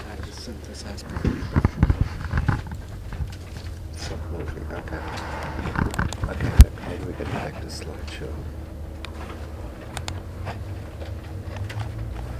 Okay, all right. I think we're not going to try to summarize all of it in like 10 minutes, so I'm just going to give highlights. There are three macro issues to talk about. First, I think, is the obvious point, which I think is underlying. It's not, by the way, it's not on this slide, right? I'll just take your focus away by showing you something. Okay. It's on this slide. I want to make the obvious point. Social cohesion is not an end product or an event. It's a process. You struggle to build the bonds of durable peace and social cohesion always. This is the data that makes the obvious point. In 2015, 67.3% of South Africans have little to no trust in people of a different race group.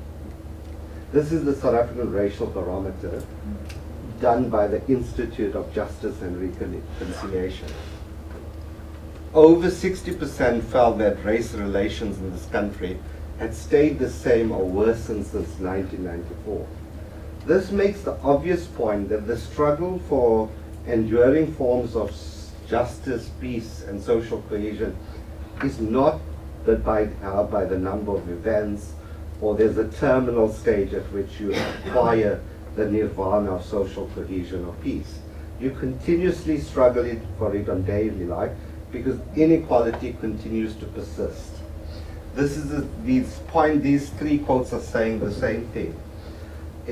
A question in Parliament 3 days ago asked the state president, we've witnessed a flourishing of racial incidents. 6 white people at a fast food outlet assaulted 2 black couple. What were we? And they were saying, look, this is going on, and it was happening. What are we doing about it? So this is the first, I think, macro point we have to admit. The second one, I think, is a tension in social cohesion. And I was listening to the presentations, including myself. I think we need to admit that genuine peace does require eradicating inequalities and tackling systemic inequalities, but that shouldn't paralyze us from doing things in the immediate, in the here and now. There are lots of things we can do, we must do. It's not a choice between one or the other. I think that's the second thing. In a sense, you must act now, but recognize, so at the same time as we're changing policies, we must also change practice. And I think it's an answer.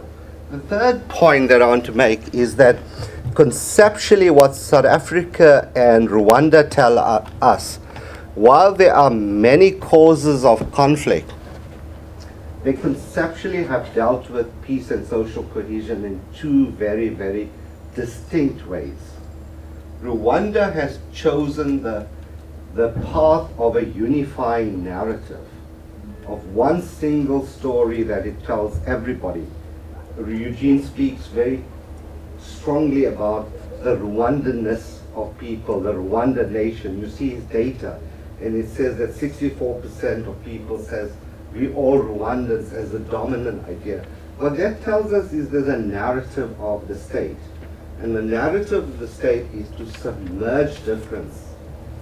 because difference potentially causes violence, causes conflict in favor of an identity that's the same. South Africa took a totally different trajectory. So that's where the similarities between South Africa and Rwanda end.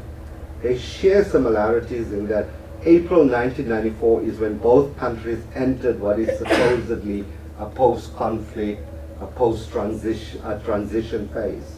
South Africa chose a deliberate, conscious strategy, and we can ask me in question times why they chose it, but an identity which was captured in this idea of the rainbow nation. And most of you in this room will be familiar with the most iconic image of Mandela donning a South African rugby shirt when we won the Rugby World Cup. The idea was that it was about diversity. So the nation was founded on the principle of diversity rather than the Ugandan approach. And the crest of South Africa says, the crest of South Africa says unity in diversity, right? And that's always been the tension in South Africa. That's what we're dealing with. So those are the three, if you like, macro narratives. I'm going to now just give you highlights of each of those, of the specific question, and I'll not try to kill you with information or PowerPoint. I'll just give you one item each, right? In policy terms, both countries have good policies. Probably too many, that's a debate.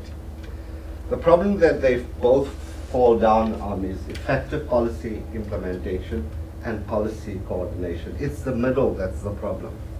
So it's about how, because it's not just having too many policies, it's also about policies contradicting each other. Policies moving in different directions, saying different things. You have a policy of a unified nation in South Africa, for example, but you have a policy which accords in a highly geographically segmented society. It accords individual school governing bodies lots of powers. Why do you democratize, or what's the challenge of democratizing your school governing structures in a context when residential geography defines your wealth, your race, and other forms of privilege? And that's, so it's not just about too many policies, it's about the contradiction between policies, and it's the conceptual inconsistencies in policies. So that's the one message. The second point, I'm going to skip to it. In governance, there are two things. One point that you only need to remember here. Whatever interventions you have to deploy people, ultimately what matters for teachers is working conditions. Money, privilege, progression paths make no difference if the conditions in which they labor are not going to make a difference. You won't get teachers to rural areas if you don't make rural schools an attractive place to live and work, etc. And you've got to navigate, to use Mystery's title of his book, the fine balance between how much you centralize and how much you decentralize. Decentralize teacher deployment and recruitment far enough, you're going to end up with more inequities. Centralize it too much, you remove teacher choice and agency. It's always that tension that we have to navigate. I'm not going through in detail, I'm just... Okay, trust and accountability. The only point to say about from all the data is the tension. That you need tight forms of control of teachers at one level, but you need to also respect the autonomy of teachers to be accountable for their own agency and choice. And again, it's back to the point of balance. Doreen will talk about accountability. In fact, and this is the fundamental point here about trust in post-conflict, there's a failure to deal with governance and accountability in context where one of the interviewees in South Africa said, there's the woundedness of the past of the teachers that we have to confront upfront and directly. Everybody is in one way implicated in apartheid or in genocide, whichever side of the coin or fence you sat on. You're implicated one way or the other. It's about that sense of your own teacher identity, which historically is shaped by direct involvement in the past or contoured in the present if you've never experienced the past. Right. So I'll leave Noreen to, or let me talk about professionalism. The simple point, the one point to make here, is all ITE programs in both countries broadly say they want to promote peace, social cohesion. They don't give teachers the specific pedagogies for social cohesion in the classroom, nor do they deal with the teacher educators who are generating the next cycle of teachers. Who are the teacher educators? What are their understanding and approaches? I'll let Noreen, CPD, just one last point about CPD. Sorry, I thought there was one. This is an interesting point. In both countries, we must ask the question, why NGOs the primary source of professional development for teachers for social cohesion? Where is the state in all of this? Where has the state gone to? Why is the terrain of CPD for social cohesion the Aegis Trust, UNICEF, or etc., NGOs and international agencies? Over to you, Noreen. Thank you, Yusuf. So what I'll do is, you've already had some insights into issues of curriculum and textbooks in the two countries, and I would now synthesize these findings from the perspectives of the 4 Rs that Mario presented earlier. We see a sustained government intentionality to ameliorate past justices through the promotion of social cohesion. You see that, for example, non-discrimination of ethnic groups within the curriculum text in the case of Rwanda, the inclusion of black people in the history curriculum in the case of South Africa. If you count the distribution of gender in textbooks, largely we see a balanced distribution. Nevertheless, if you look at these findings from the lens of the 4 Rs, some challenges remain. And those challenges, one of them is in relation to similarity and difference, because we know no matter what our government is telling us about, the nation remains like social cohesion an unfinished agenda. It remains contested. And I would argue that it's not actually difference that makes a nation fragmented, but it's inequities related to those differences, and when they are mobilized for particular purposes, it's then when the nation becomes fragmented. You may have a nation like Pakistan where there is a largely national singular identity that forged the nation with Islam. Nevertheless, the country remains fragmented in the sense that even now there are secessionist movements. So just having a singular national identity doesn't mean that if inequities are not removed, the nation remains united at the discursive level. So with respect to redistribution, you've already heard the agency of the teachers is severely curtailed by the unequal context in which the curriculum and textbooks are enacted. And those policies of language of instruction in both countries, they marginalize the disadvantaged learners, they marginalize teachers from disadvantaged communities. So there is a serious issue here for countries to reconsider their language of education policies, their implementation, and their impact on the disadvantaged learners and teachers. With respect to recognition, as I said, all countries are stratified. The marker of stratification is different. It may be religion in one context, ethnicity in another, class or gender in yet another. But we need to talk about those differences. By remaining silent about those differences doesn't make long-term sustainable peace building possible.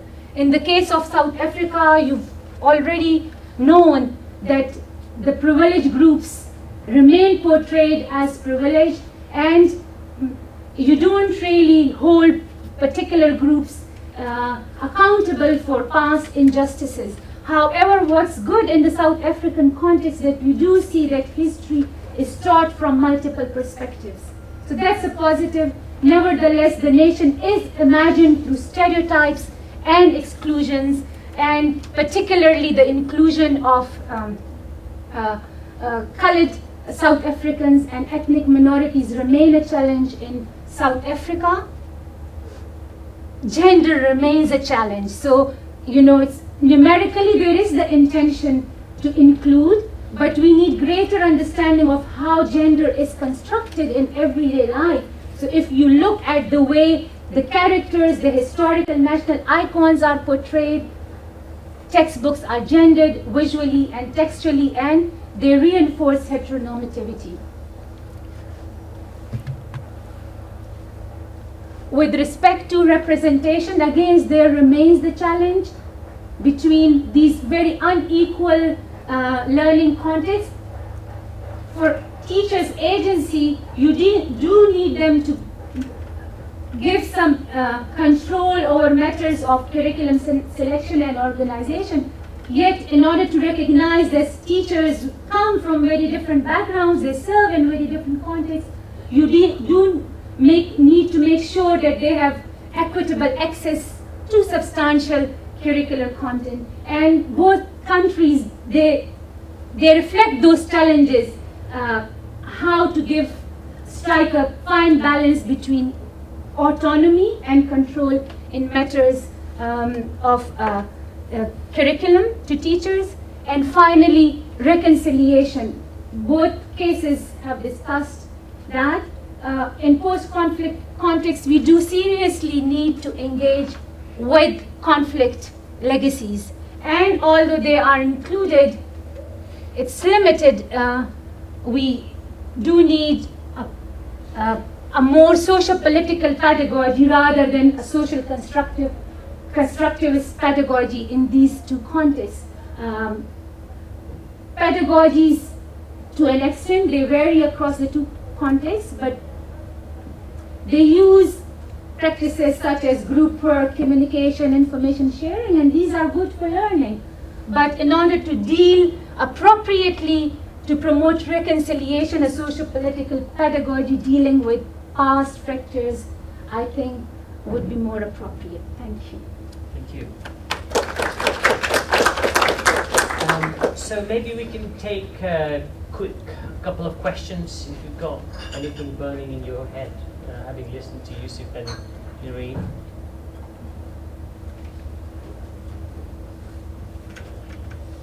Okay, Kate. Sorry, I'm probably being a bit thick and maybe a bit provocative. Can you identify yourself? I'm Kate Thompson, I work at DFID. Just the point about gender, is it possible to have gender inequality but still to have a socially cohesive or a peaceful society, or are we saying that that's absolutely impossible? You know, you look at conflict, how conflict erupts, and conflict, in addition to social inequalities, conflict is linked to masculinities. You know, what are the emphasized masculinities? So if you continue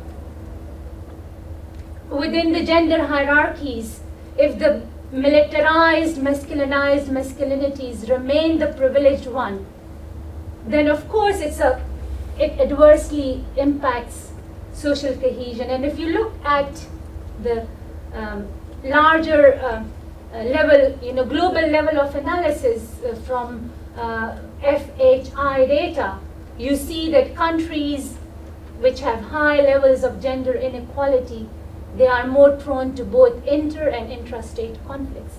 And so a matriarchal society, would that be the same situation? Like, could you have gender inequality in a matriarchal society? Would that still be, you know, more liable to conflict? I mean, one is the level of structural inequality, yeah, and one is the armed conflict. So with time, structural inequalities would lead the desire to conflict, but when it comes to the eruption of violent conflict, whether the participants are women or men, it doesn't matter. It's the masculinized identity and the privilege and power associated with it that matters. Just a quick point. I think where we'll end up in our report is to argue that if you're thinking about gender or equity or quality, your definition of a quality education system is one that is equal at the level of gender, but also one that integrates social cohesion. It's not an addition to it. That's the first thing.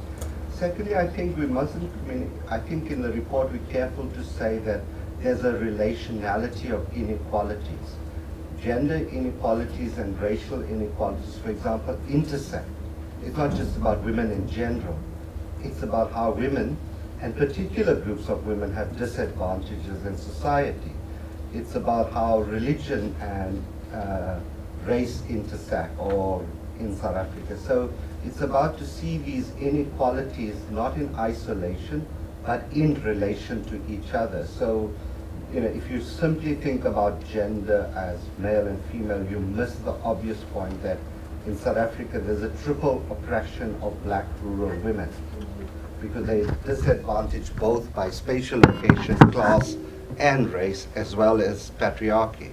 So I think we need to see them interrelationality. So when we do textbook analysis in South Africa, we not only look at just male-female representation, but the other dimensions of representations within the textbook that encompasses other dimensions. But I think I would hold on to the idea that you don't see them as binaries. If you take a relational analysis, your definition of quality education will sufficiently be expensive to argue that you can't have quality without equity, you can't have quality without gender equity, etc., etc. Yeah. Thank you very much. We will have some more time later on to pick up some other things, but can we thank Yusuf and Nim for the synthesis presentation. I need to chair now because you presented. You can write. So can I now ask Dr. Leila Kadiwal to come and join me to share some reflections on these reports. Before Leila presents, I would like to share some of my thoughts on the papers that are being presented, and I've been on and off part of this project and the consortium on the role of teachers or the role of education in peace building, which looked into multiple case studies, I think combined with the work that Mario Novelli and other colleagues did through the UNICEF-funded research, and of course particularly looking at South Africa and Rwanda, which primarily focused on the role of teachers in peace building and social cohesion. I think many of us were at the OCFID conference over the week, so we've been listening to a whole range of arguments and debates around how education and conflict and peace building are interlinked. What feels is a bit like teachers are seen as a homogeneous category, which is hugely problematic. And I think they come from a whole range of political, social, and ideological positions. And therefore, looking at teacher development program as a solution is, I think, a bit naive here.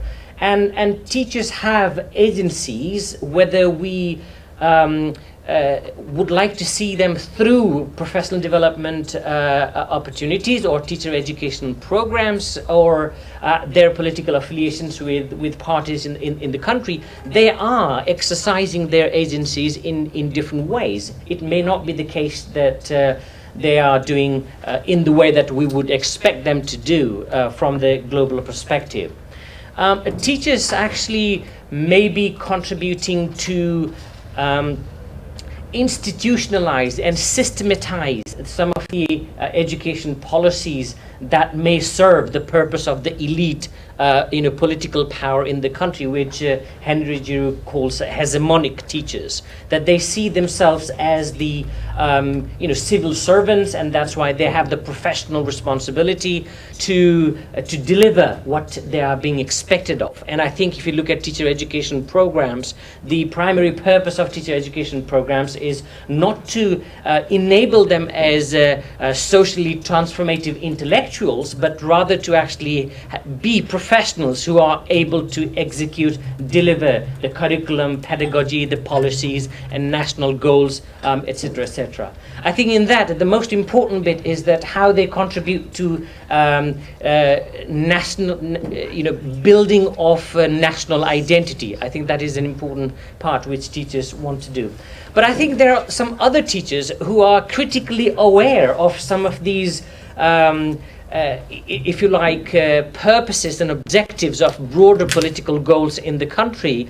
They're aware of this, they're critically aware of it, but they don't necessarily advocate for the change. They don't necessarily facilitate transformation, some proactive actions with regards to transforming those social and political relationships. And I think that is also not very helpful in that sense. But also at the same time, you have these global policies which are coming into these national governments and impacting upon teachers' professional practices. At the end of the day, you expect teachers to deliver what is being decided probably in New York, in London, in other places. I think those pressures are also there. The other point I wanted to say is that we rarely focus on teacher educators in these debates. We talk about teacher professional development, but if you look at I've worked in Cambodia, Nepal, and some other places.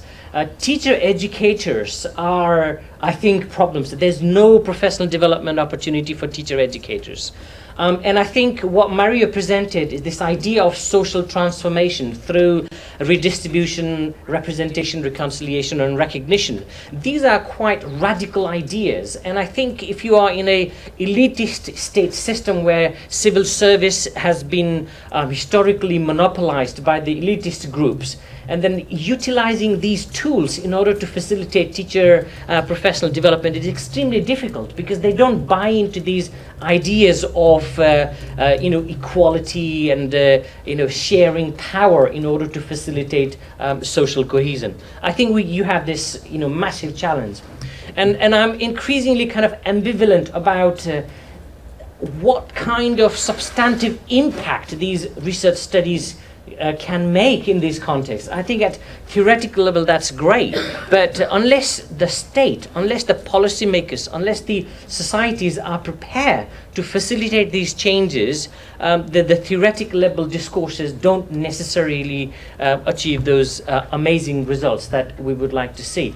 But if you look at these big shifts that have happened around social justice across the world, it are the social and political movements that have sort of pushed these changes, rather than some of these international development-led policies which are primarily based on liberal values, expecting that one day these societies will change while we carry on with our own business. So I think these are critical issues that we need to think about. But also, I think there's also a danger with regards to historical narratives that are being represented in many post-conflict societies. We might be, sort of looking at some of the discourses being problematic, but in post-conflict context, we can see these terms and these discourses being reproduced in other forms. I think there's some work in Rwanda where ethnic divide or ethnic identities are not legal, they are not discussed, but there are representative terms being used which might be equally dangerous. For example, survivors of genocide and the perpetrators of genocides, and what that actually means, and how those terms and labels are related to different ethnic groups. It's essentially the reproduction of the historical problems, I guess. But the last point I wanted to make is that the post-conflict states seem to be capitalizing capitalizing on the narrative of fear, as we were discussing earlier, that you know, we have to maintain peace at any cost. That the elitist state, mostly dictatorial states, actually rehearse this you know, discourse in order to scare people for asking social justice-oriented reforms. That, do you want to go back to that horrific era? So if you don't, then, you know, be peaceful. That seems to be the crude sort of narrative that the state perpetuates. And I think you can see Cambodia as another example where Khmer Rouge's era is actually is a terrible era where people don't want to go to. As a result, you got 35 years of dictatorial regime. So I think we need to see how the states capitalize on these historical narratives and to justify these you know, states. So I think we need to be looking into those ideas as well. So that was my reflection, and I'd like to hand over to Dr. Leila Kadiwal. Leila is a research associate in the Center for Education and International Development at the Institute of Education here. And Leila, I know that was involved in this project at different levels and did some field work in Pakistan, and also is involved in youth-related projects. Leila. Thank you, Tachendra. After your reflection, I think I should just go back. That was brilliant. And thank you for the introduction.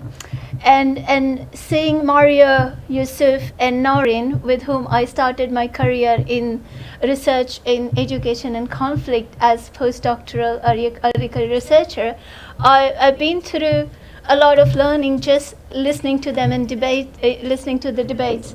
So what I have to say is not really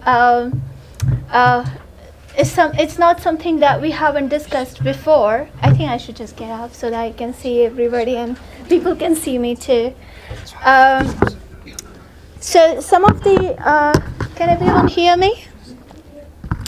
So some of the points that are raised by the researchers this whole morning and until now from Rwanda and the case study from South Africa, and it's very well synthesized by Yusuf and Noreen, so I'll skip that part, but I would like to raise three questions or three areas as areas of further exploration. So the first is, of course, we focused very much on the local context of Rwanda and South Africa, but what implications does it have for us in terms of the global discourse? Because when I look at SDG 16, which is particularly dedicated to promoting inclusiveness, as it reads, promoting peaceful and inclusive societies. And as you read those indicators, you feel, oh, this is all about addressing the symptoms of conflict and not actually the causes of conflict. And although this discourse that happened today is extremely important and the case studies are very important, but then how do we reflect it back to the motivations, the agendas of the global actors, and the lack of explicit acknowledgement of the causes of conflict in the SDGs themselves? So how do we influence the way SDGs around peaceful and inclusive societies are shaped? In my understanding, at the global level, there is much desired. The second thing, also based on the literature review that we did on role that teachers play in conflict-affected context, the global actors have what emerges is there is a very narrow framing in terms of teachers as technocrat, teachers as whose role is to promote reflexive thinking, but not necessarily you have to be an activist in terms of social justice, agent of democratization, liberalization, But of course, there is a framing around agent of healing and agent of peace and reconciliation. But I appreciate the take taken by this consortium as a way to influence that global discourse, where teachers are recognized as agents of peace building, as activists in fighting for social justice.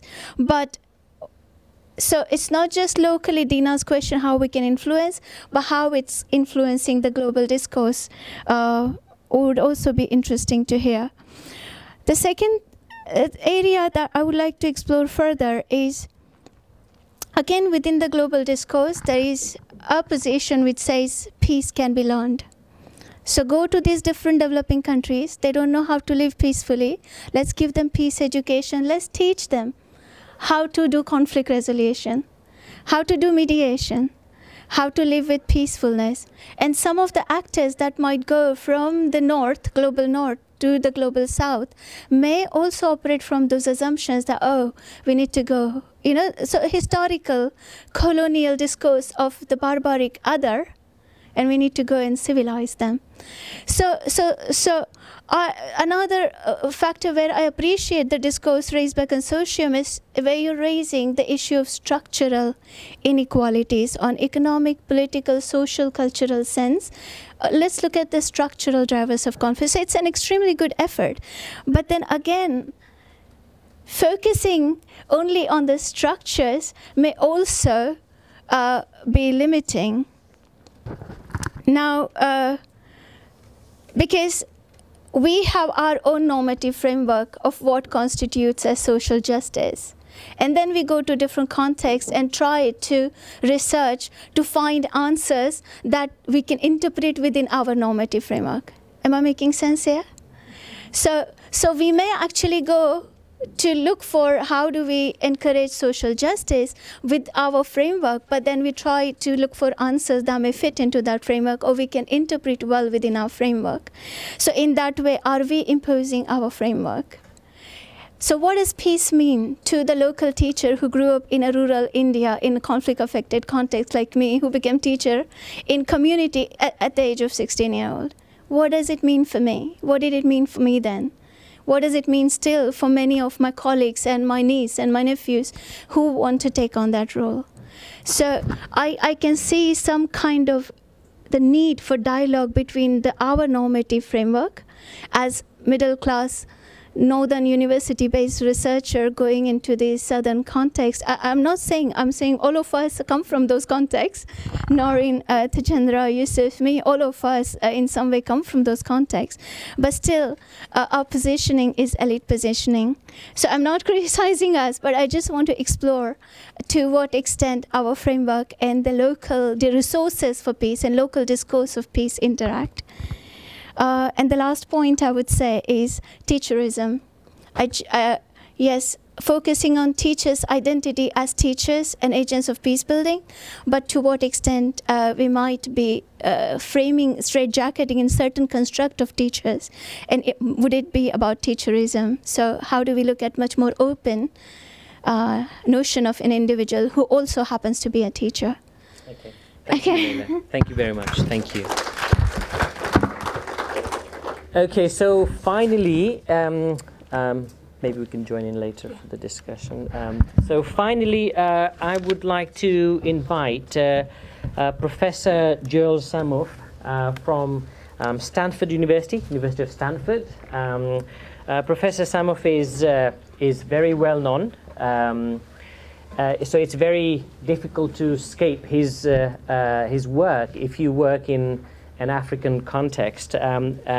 So he's a professor in African studies, and he's worked extensively in Tanzania, Namibia, and many other countries in Africa to look at how people organize to transform their communities. He's consulted with a whole range of international organizations. I think there's a very, very long list of it. I'm not going to get into that, but we are desperately waiting to listen to his input with regards to this research focusing on education and peace building. Professor Samoff.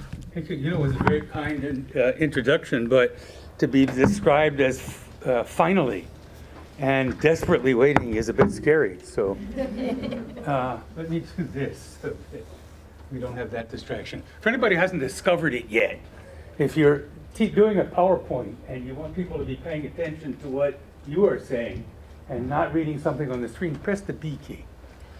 Okay? If you press the B key, it blacks the screen. If you press it again, it unblacks the screen. So you can just get it out of your way. Now, it seems to me an important starting point. I want to make some comments, but an important starting point. And I want to make some comments that do two things that back us up a little bit from the extraordinarily rich details that we've heard over the past few hours, and to think about some of the bigger issues, and to try to be a bit of a bridge between the presentations that you've heard this morning and the discussion that will start or continue in a few minutes. But an important starting point, I think, is to recognize the challenge that these two societies have dealt with, and therefore the research project has dealt with, and that is to try to reconstruct a society in which people have been killing each other. To try to reconstruct a society in which the people who have been killing each other have now to become neighbors, colleagues, friends, collaborators. And that's just an enormous task. It's an enormous task for any society. And it's worth emphasizing that that's the starting point here. That in both of these societies, there were people killing each other. And to make a new society after 1994, they had to find some way to say that those who were the torturers and those who were the tortured are now both citizens in the society. Those who were holding the machetes and those who were the victims of the machetes are now both citizens in the same society. And they're asking then, what's the role of schools in all of that? And it's important, it seems to me, to start with that. And it's also important to start with the notion, all of you are involved in education, that we all know that schools can't simply make up a story and tell it to people, tell it to students, and then expect that they will simply accept what they've heard, even when the society around them is offering them a powerfully different message. So there's a powerful starting point here, and that is for both research projects. Now, let me talk for a minute about what I think are some very positive contributions of this larger research project.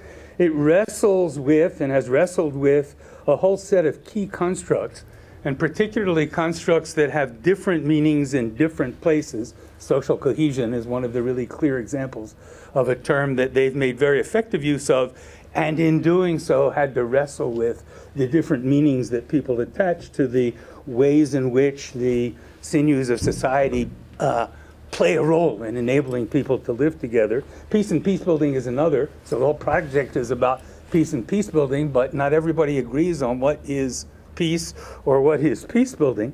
Not everybody agrees on what is conflict resolution, not as a response to crisis, but as lived values that enable people, that equip people to be able to deal with conflict as it emerges. Equity is another one. And they're very careful to sort out notions of social justice, for which equality is sometimes used as a synonym, but in fact, as they explain, is a component and not a synonym at all.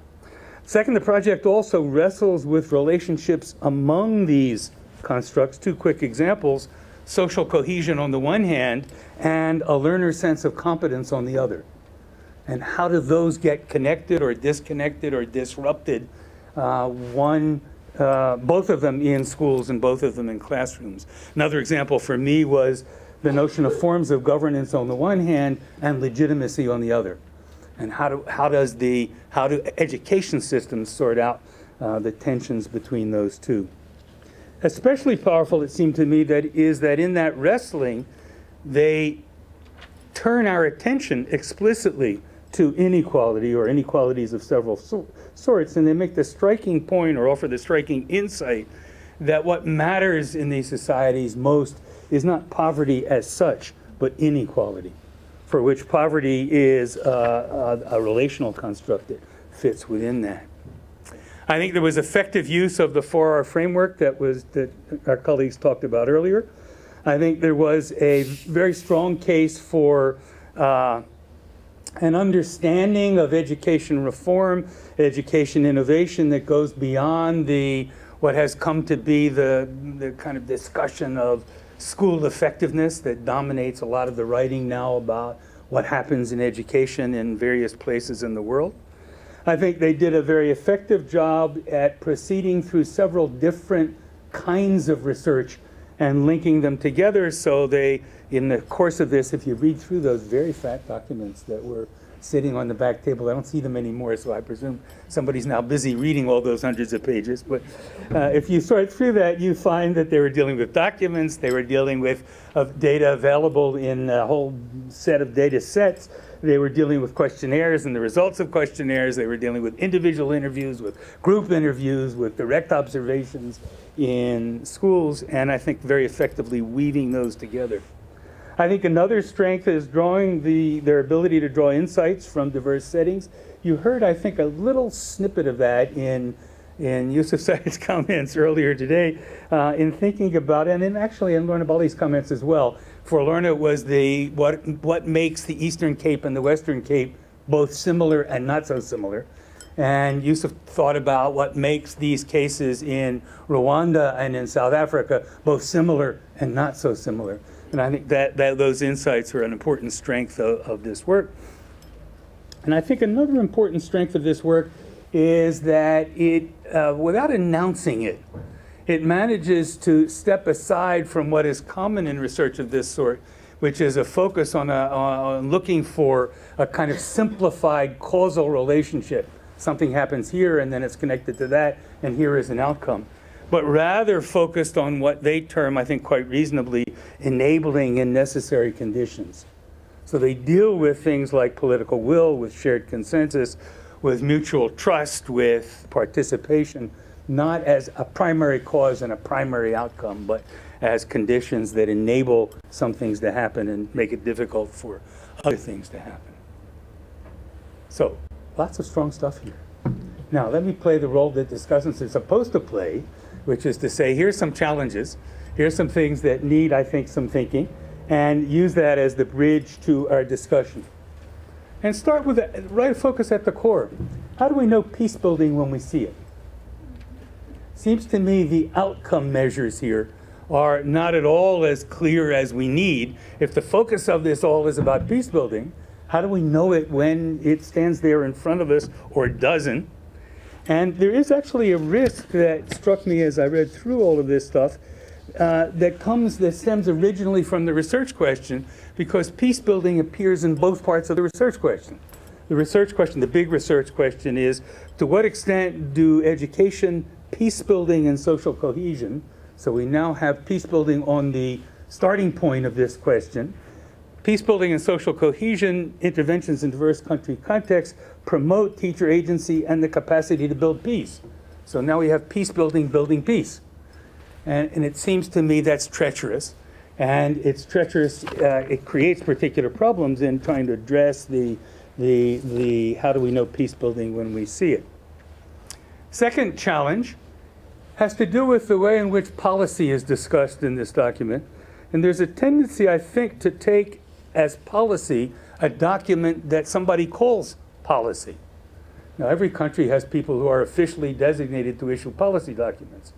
But we all know that there are documents that are called policy documents that do not, in fact, reflect the principles and expectations that guide behavior. I was trying to think of some examples earlier, and I wanted some South African and Rwandan examples. And one that occurs to me, for those of you who work on South Africa, was the Extension of Higher Education Act in 1959.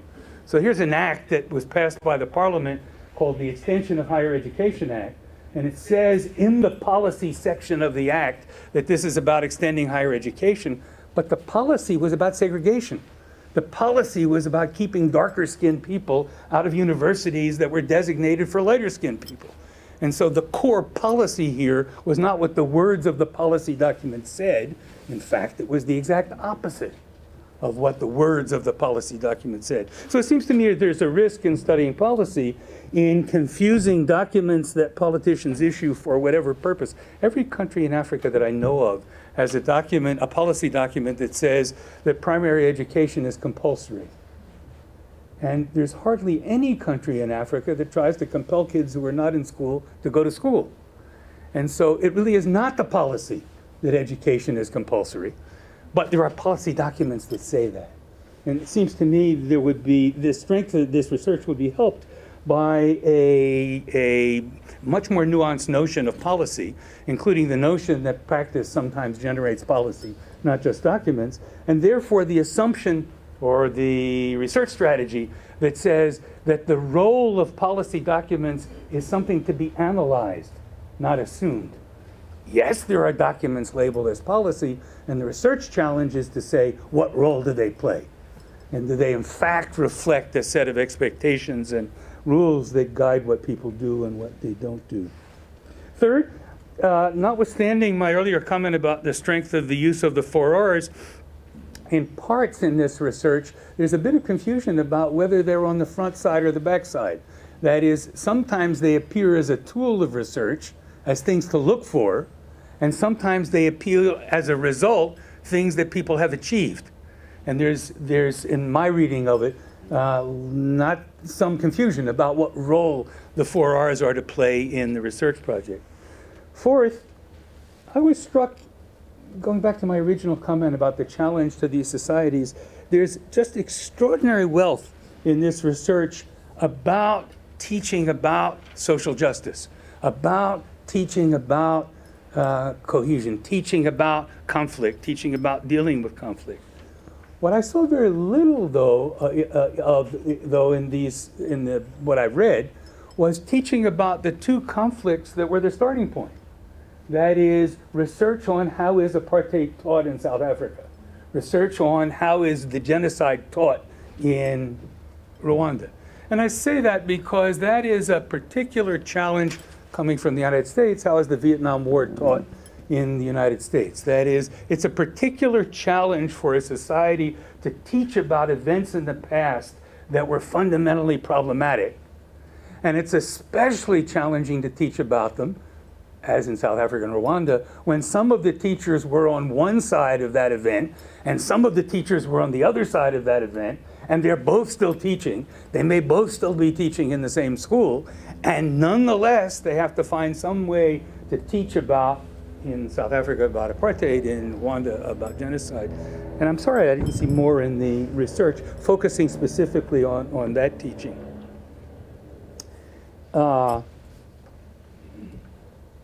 In the overview paper and in the comments you heard earlier from Yusuf Syed, there was some attention to the notion of strong central authority and strong central authority in Rwanda and more distributed authority in South Africa. And that seems to me to be a powerful explanatory thread, and particularly the local determination of where in that continuum a particular education system or a particular government gets is worth playing out, is worth developing further in trying to think about how this research goes together. I have two more. Or one more main comment about or challenging comment about the report. And it ends with a series of recommendations, or each of the separate reports end with recommendations, and the policy briefs end with recommendations. And the practical question is there it seems to me, is what's the point?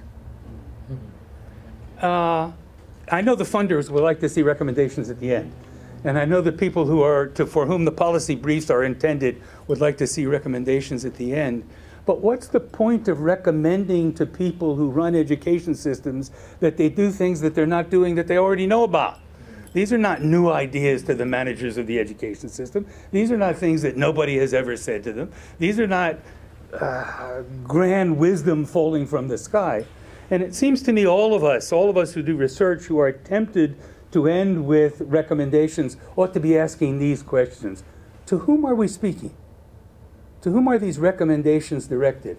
Are we really and truly trying to get the Minister of Education to do something different? Is it the director of a particular district in the education system? Is it the principal of a school? Who is it? And second, after we've asked that question, is whoever is the answer to the first question listening? What leads us to think that this recommendation is directed to a minister? Well, is there some evidence that the minister is paying attention to this recommendation? Or the school director, or whoever is the answer to the first question? Third, it doesn't make any sense to make recommendations without thinking about what are the obstacles to achieving whatever it is we're recommending? My guess is that for many of the recommendations that appear in this set, those who have done the research are brilliantly clear on why they're not likely to be adopted. Are brilliantly clear. They understand what are the obstacles to these recommendations. Now they come to the end and make the recommendation. And again, what's the point? That is, you know why it's not going to be adopted. So what is it you're doing by making the recommendation? And it seems to me, therefore, rather than ending up with, to use the cliche, spitting in the wind, which is not a pleasant process, why not use the analysis to think about to whom should recommendations go, what gives us some idea that they're listening, and particularly, why are they not likely to do what I'm recommending, and therefore, what can be done about whatever it is that is the obstacle to doing whatever it is that I think somebody should be doing. And all of that before actually writing something that's called a recommendation in the document itself.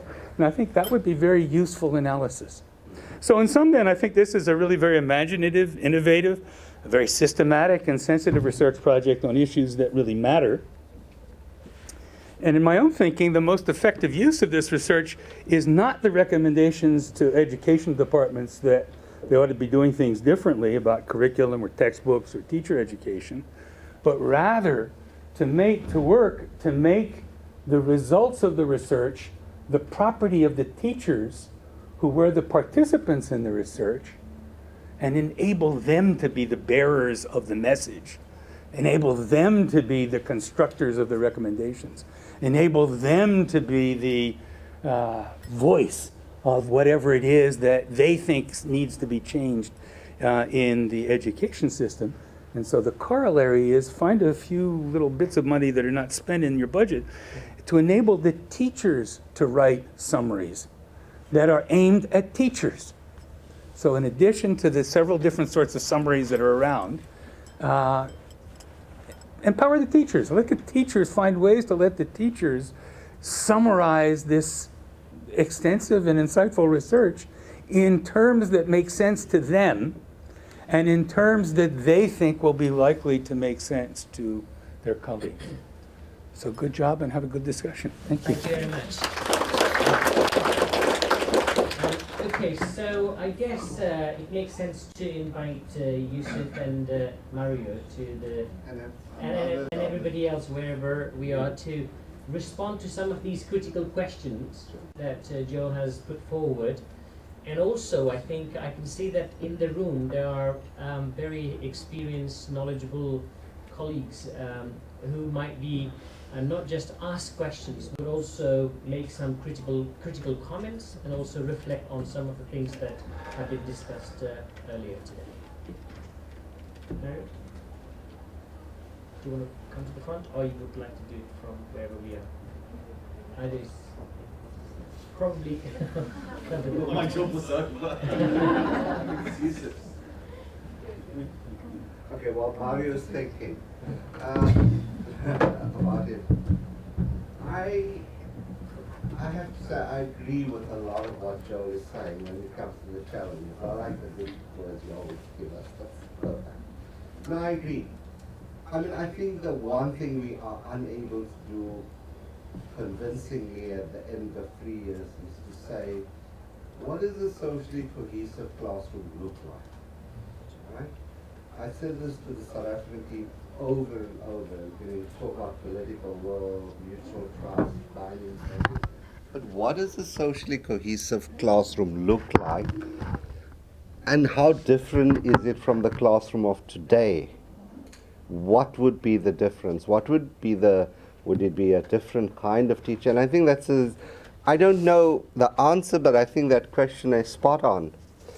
And if you take that further, Joel, which I think you may not have intended, but I think you're absolutely right. What are the metrics for measuring social cohesion? You know, what are the indicators we're going to use to know when we have social cohesion, either in initial teacher education, or how do you know when is a textbook positive piece of the kind you think is allied to a conception of social justice or not? Is it changing or white faces with black faces? Because we say it's not. So if it's not, then what is it? You know, is it around equal representations of men and women in society? If it's not, then what is? So I think that's, I'm struck by that, I think. I think I just want to comment on two things. I think the real gap is that we don't sufficiently address how genocide is taught in both countries and apartheid is taught at the textbook level. We don't analyze the one element of both textbooks, you know. How do the textbooks in Rwanda reconstruct the narrative of genocide, and how do the textbooks in South Africa reconstruct the narrative of apartheid? I think that's a gap we still can fill and should fill, and it's an obvious thing to say, because if anyone's picking up this report, that's what it is. I think the centralization, decentralization thread, for me, Joel, that's like, you know, music to my ears. It just means I'm going back to what I said 20 years ago. So for me, it's still the fundamental issue. I think the thing about recommendations, I struggle. I think you're right. We do it because we think, because not just because we think funders have it. I also think we do it because there's this new thing at the university called impact now, right? And so we all got to show impact, show case studies, make causal attributions to our work, which we, in our own research, deride. You know, we say there's no causal connection between policy or teaching and social justice, but in our impact work, we do exactly that, right? We find quick emails from policymakers saying, we now have impact. Thank you for their work.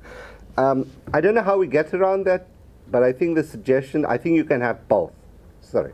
I think you can have recommendations, but I think you can point out the likelihood of those recommendations being taken up on two sets of grounds. One is the political argument, and secondly, the obstacles we know that bedevils the current proposals anyway. And I think if you bring it out, then perhaps it does make sense, and I think that's useful. I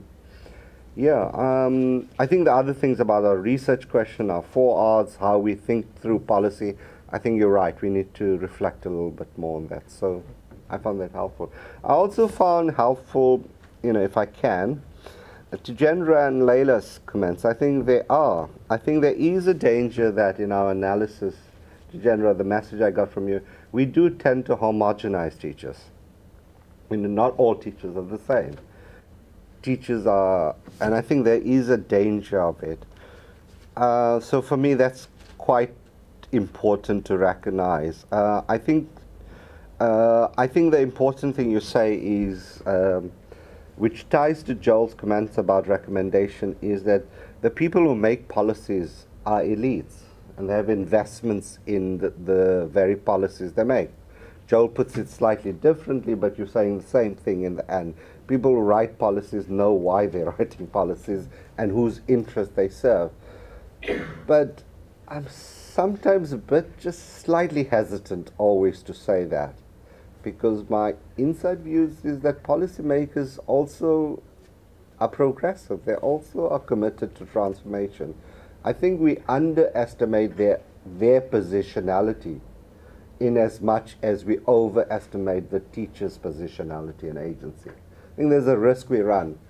You know, we say that teachers are constrained in what they can do, but we don't think of policymakers themselves as being constrained in what they do. They're also contesting spaces.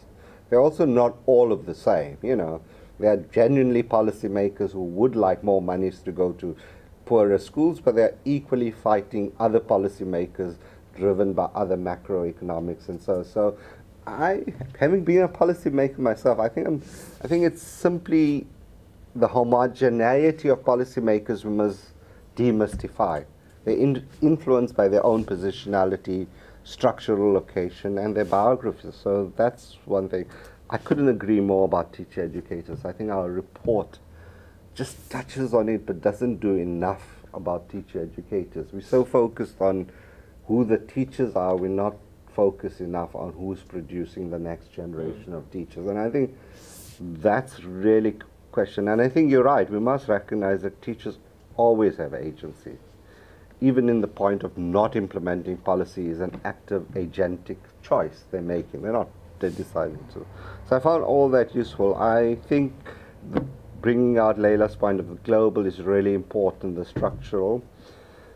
And I think, yes, we must recognize that teachers are more than just teachers. They're also, but I hope I would take away from that the idea that teachers are both teachers, but they also come from communities, located in communities, and they have therefore influenced by the communities. But it is interesting, in a separate piece of research in South Africa, we found that 80%, I think it's about 60% of teachers don't live or have kids in the schools they teach in, and they wouldn't choose to do so.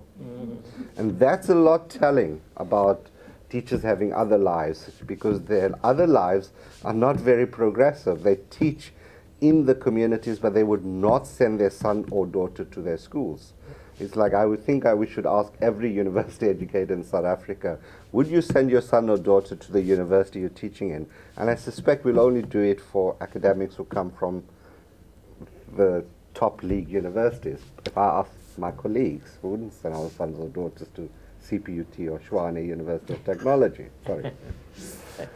No, I'm being. The point it's not about personal. It's about just saying that, you know, we need to understand teachers' positionality as well in the long term. Okay.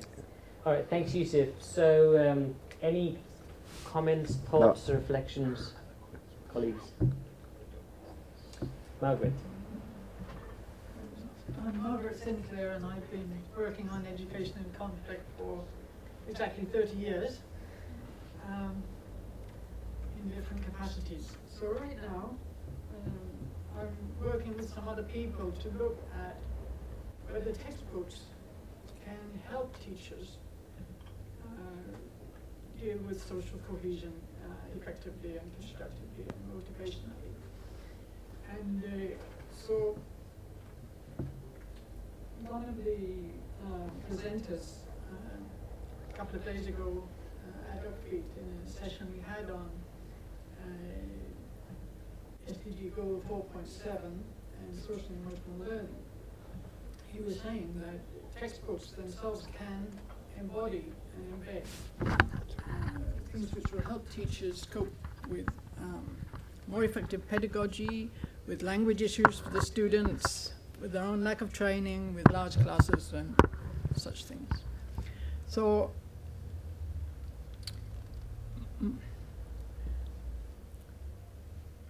my question really is,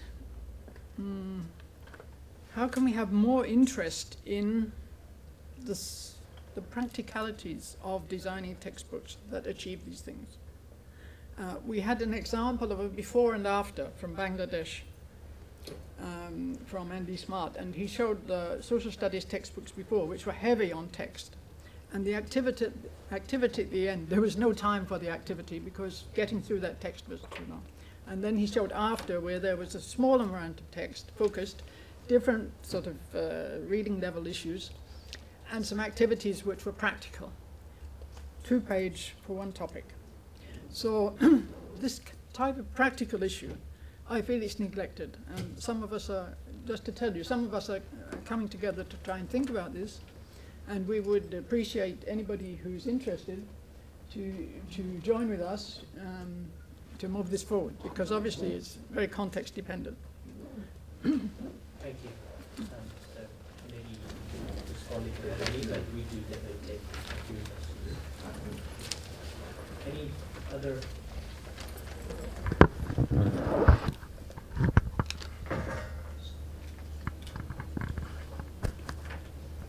No?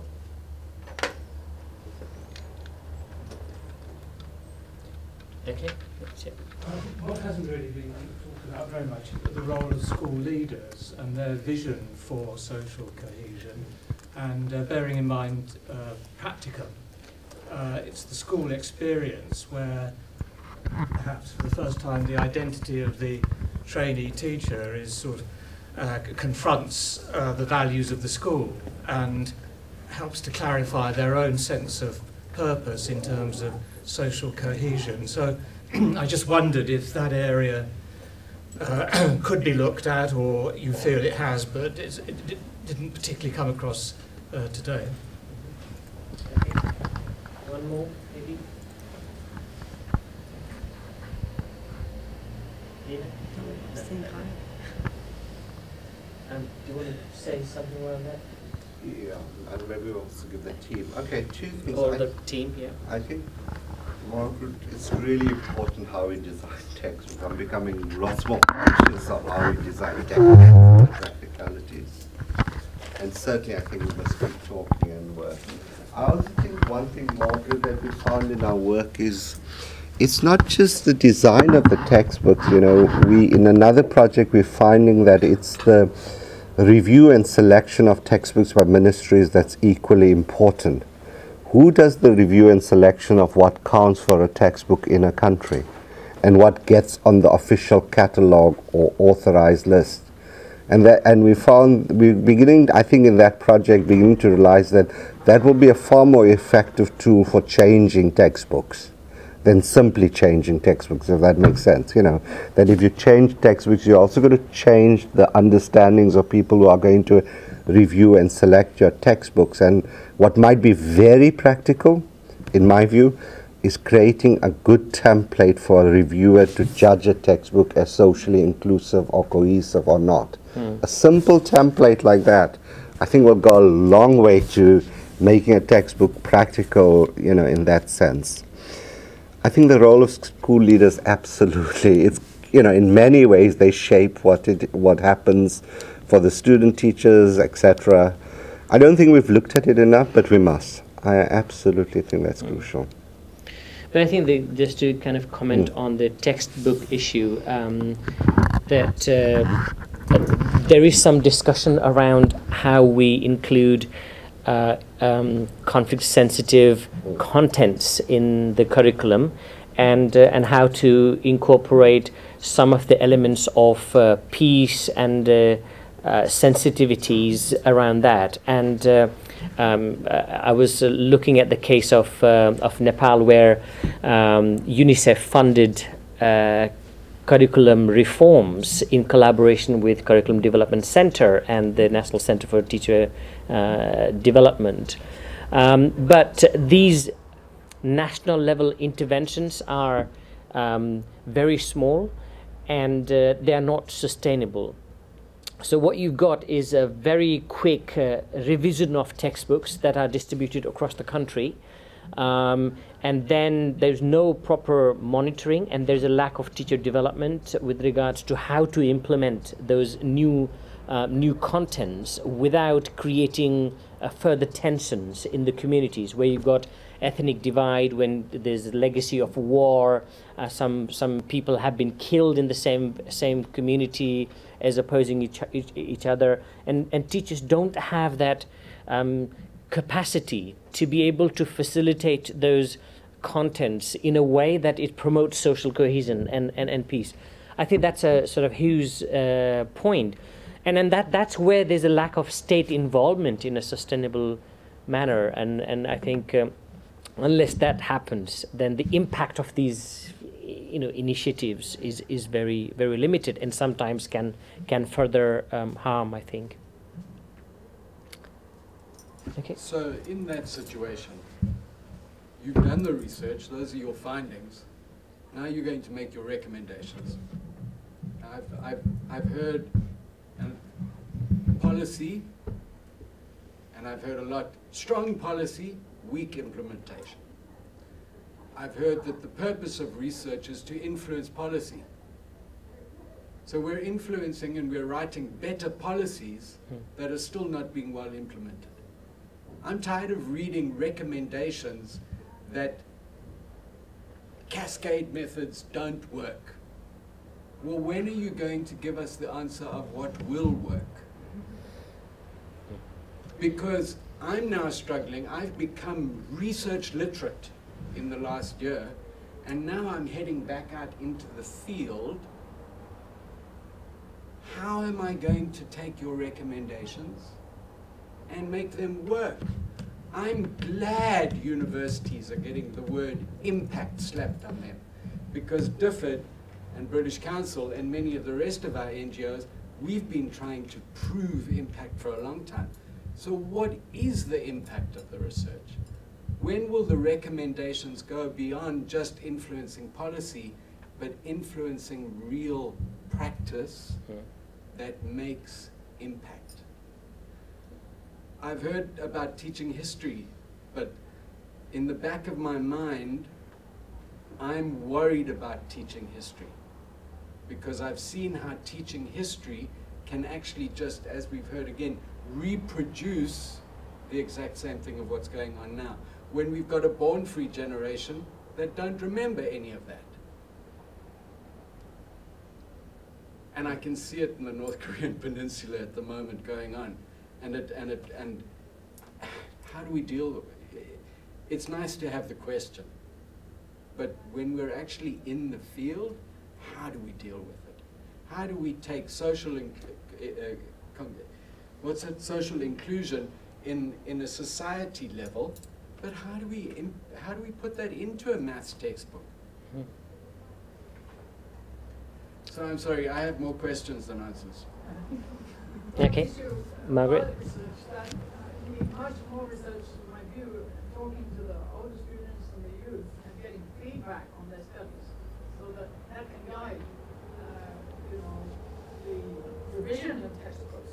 Which is one reason that they're not sustainable, is that they're not usable, or they don't have the impact because they were created in the first place by, for example, teachers. So if you're going to a certain country, you want to work on this issue, or they requested support. But when I suggested talking to youth, no, we do a curriculum by bringing teachers from all parts of the country, and they sit and write. So, what they write, how do you know how it would impact on youth? For example, not a single story they generated had a mobile phone. So maybe that was correct in that country, I don't know. But we need to get up to date, and if you want to influence behavior in this day and age, you need a constant feedback between the clients and the people who are creating the education program. Okay, so maybe finally I think Yusuf can show us some ways how our recommendations really work in practice, and then lead that to kind of give some closing remark for the whole paper and work. Yeah. I think there's something that's really struck me. Professor Joe suggested something that's very important. I guess Yusuf will try to see how it's done. Letting teachers write summaries about our research. And that, if you can do it, it will go to my friendly request. How can we influence policymakers, yet they know those things? For instance, the issue of textbooks. The teachers themselves say, number one, with our voices, we are not heard enough. If they can summarize that, say it by themselves. Number two, the use of names in Rwanda textbooks. We still have Joseph, James, others say, they don't mean anything to us. We are talking about peace, so we have so many names. But the Rwanda names are all proverbial names. And most of them talk about God and peace. Why don't you use those names?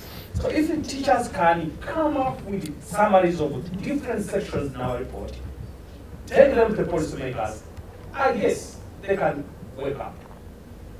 Thank you. Okay, over to you. I'll be very brief because I know I stand between you and lunch. So, I think it's a struggle. I think all the questions in the last while is how do you make this, on the one hand, as practical and as concrete as possible for those whom it makes a difference. And I think there's a lot of these questions. I think there are practical ways, as Eugene suggested and Joel suggested, work with the teachers.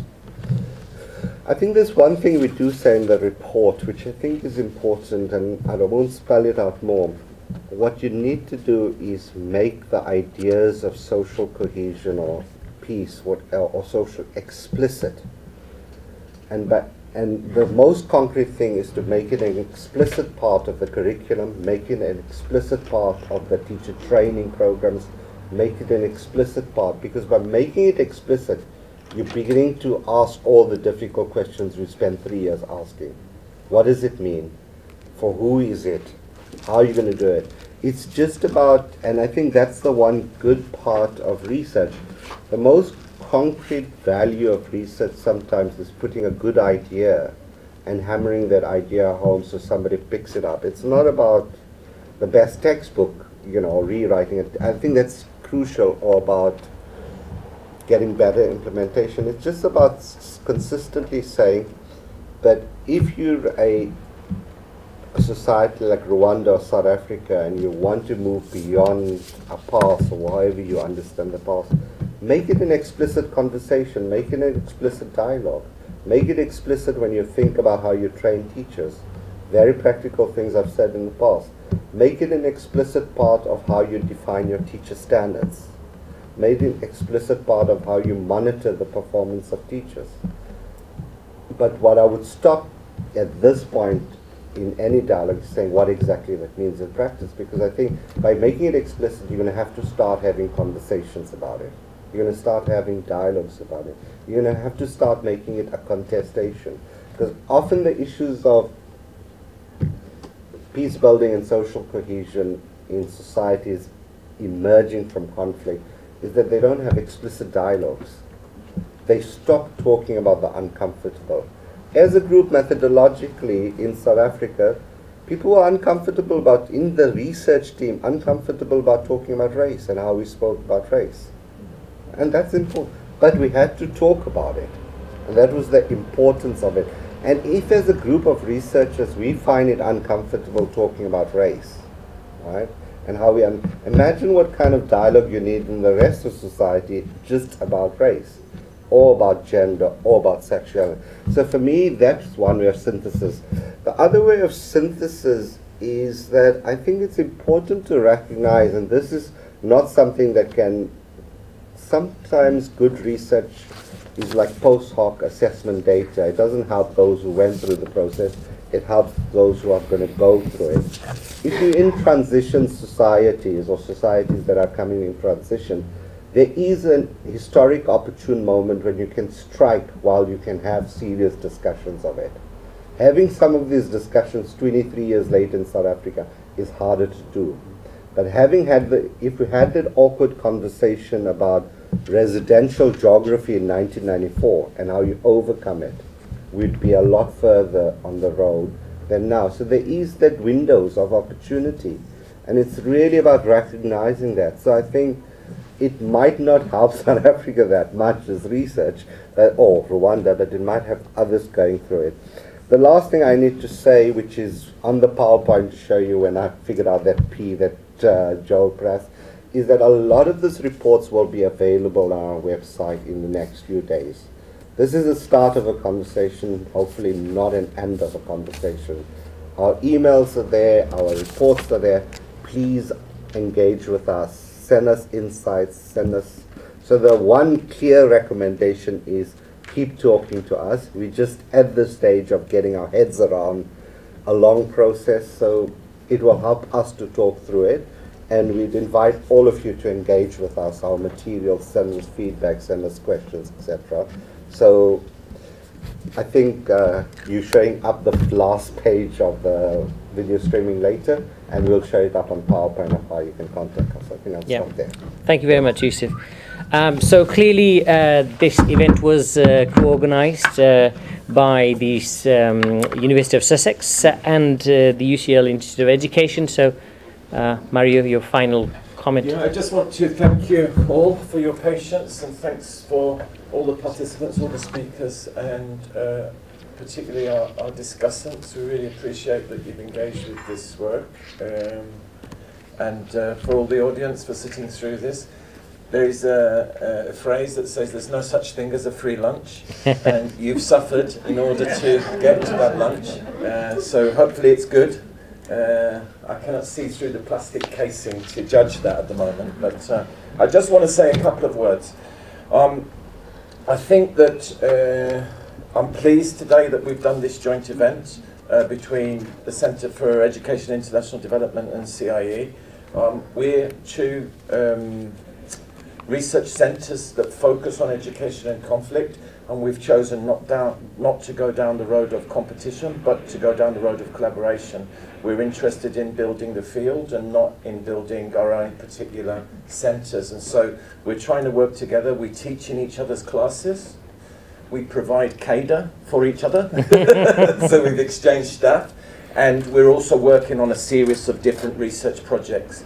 And I think that really that's the way that we should go. There's a lot of challenges in this field, and if any of you haven't noticed, the world is not getting any more peaceful. And with the leaders that we have, it's unlikely to get so in the future. So it's an important area, and we really need a lot of work to do. So, you know, on behalf of the Centre for International Education, I just want to thank you all for coming today, and to thank particularly Tajendra for hosting the event. Oh, thank you, Mario. Yeah, thank you. I think I also join in Mario to say a huge thank you for sparing your time and coming to this event and making a contribution. And I think this research makes an important contribution to all of us who work in the field of education, conflict and peace building. I think huge congratulations to Yusuf and colleagues and the team. And colleagues from Rwanda, colleagues from South Africa. I think in the future we would continue to work together and engage proactively to make an impact, I think, positive impact. I think that's what we are for. And if you would like to join in this kind of dialogue, and we have a network for research in education, conflict and emergencies, on Facebook, which seems to be the easiest way of connecting. And at the moment, the event is being live streamed, and we've got over 3,000 members in the network, and I hope that many of them are also listening to us.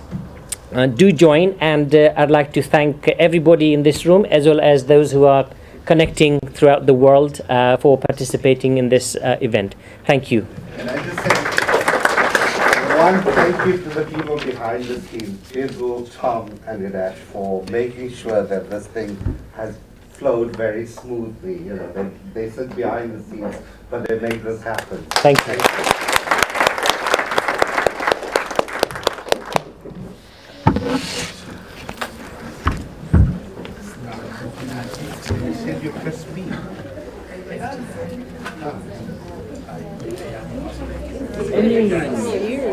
Thanks. How are you doing? Bad. I came late, so I had to keep quiet. But it was really nice. Oh, thank you. Are you still in Yes, I'm still there, but I'm in the program policy and quality team now. So I'm more country-faced. I focus more on country. So I'm always traveling in and out. And I saw this. So how did you find out? Eventbrite. Yes, because I can't see my country and I'm wondering all the shallots and whoever did with the money and stuff. She didn't share it. Are you in the network? No, you just talk about it. Yeah, I'm not in Facebook at all. Okay. How do you I was not on Facebook either for many years. But I joined because I was not. Yeah, I didn't join because of my sons and daughters, but for this reason I might just join to be better, because I'm really interested not to lose my... You've got the whole education public seminar series. Yeah, on Facebook. Yeah, so on Thursday, that's Thursday, well, yeah, that's Thursday, we have education and from ESRC. The speaker.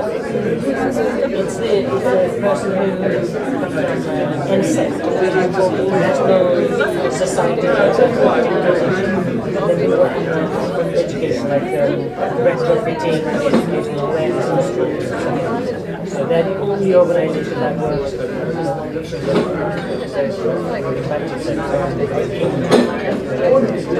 think I'll join. I'm going to join Facebook just to engage with them. Thank you for coming in. Thank you very much. I won't have the time because I didn't tell my boss I'm coming here. have to. But thank you. To get the reports, I have to go to your website or you can email it's on, if you search for some of these reports, it's on the IOE website. Learning for Peace. Learning for Peace and Equality. And yeah, do you know share. ECCN, like Education Conflict and Crisis Network, which USAID is running? ECCN Network. So it's got all the reports. ECCN. Yeah. Is this a DFID funding? I think so. It was established a couple of years ago, I think. Yeah. So your network is? Yeah, so the network is Network for Research in Education, Conflict and Emergencies.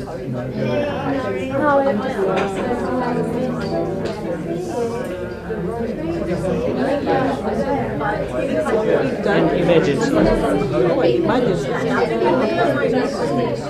That's a Facebook. Yeah. We got a web page as well. Oh, you have a web page? Yeah. And I can't access the seminars.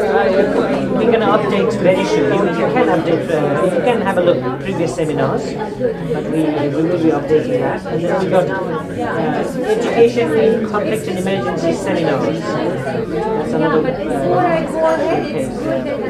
Education in Conflict and Emergency Seminars. So that's a UCL. Great, and great to hear you're collaborating with Mari. That's sure, thank you. Thank you.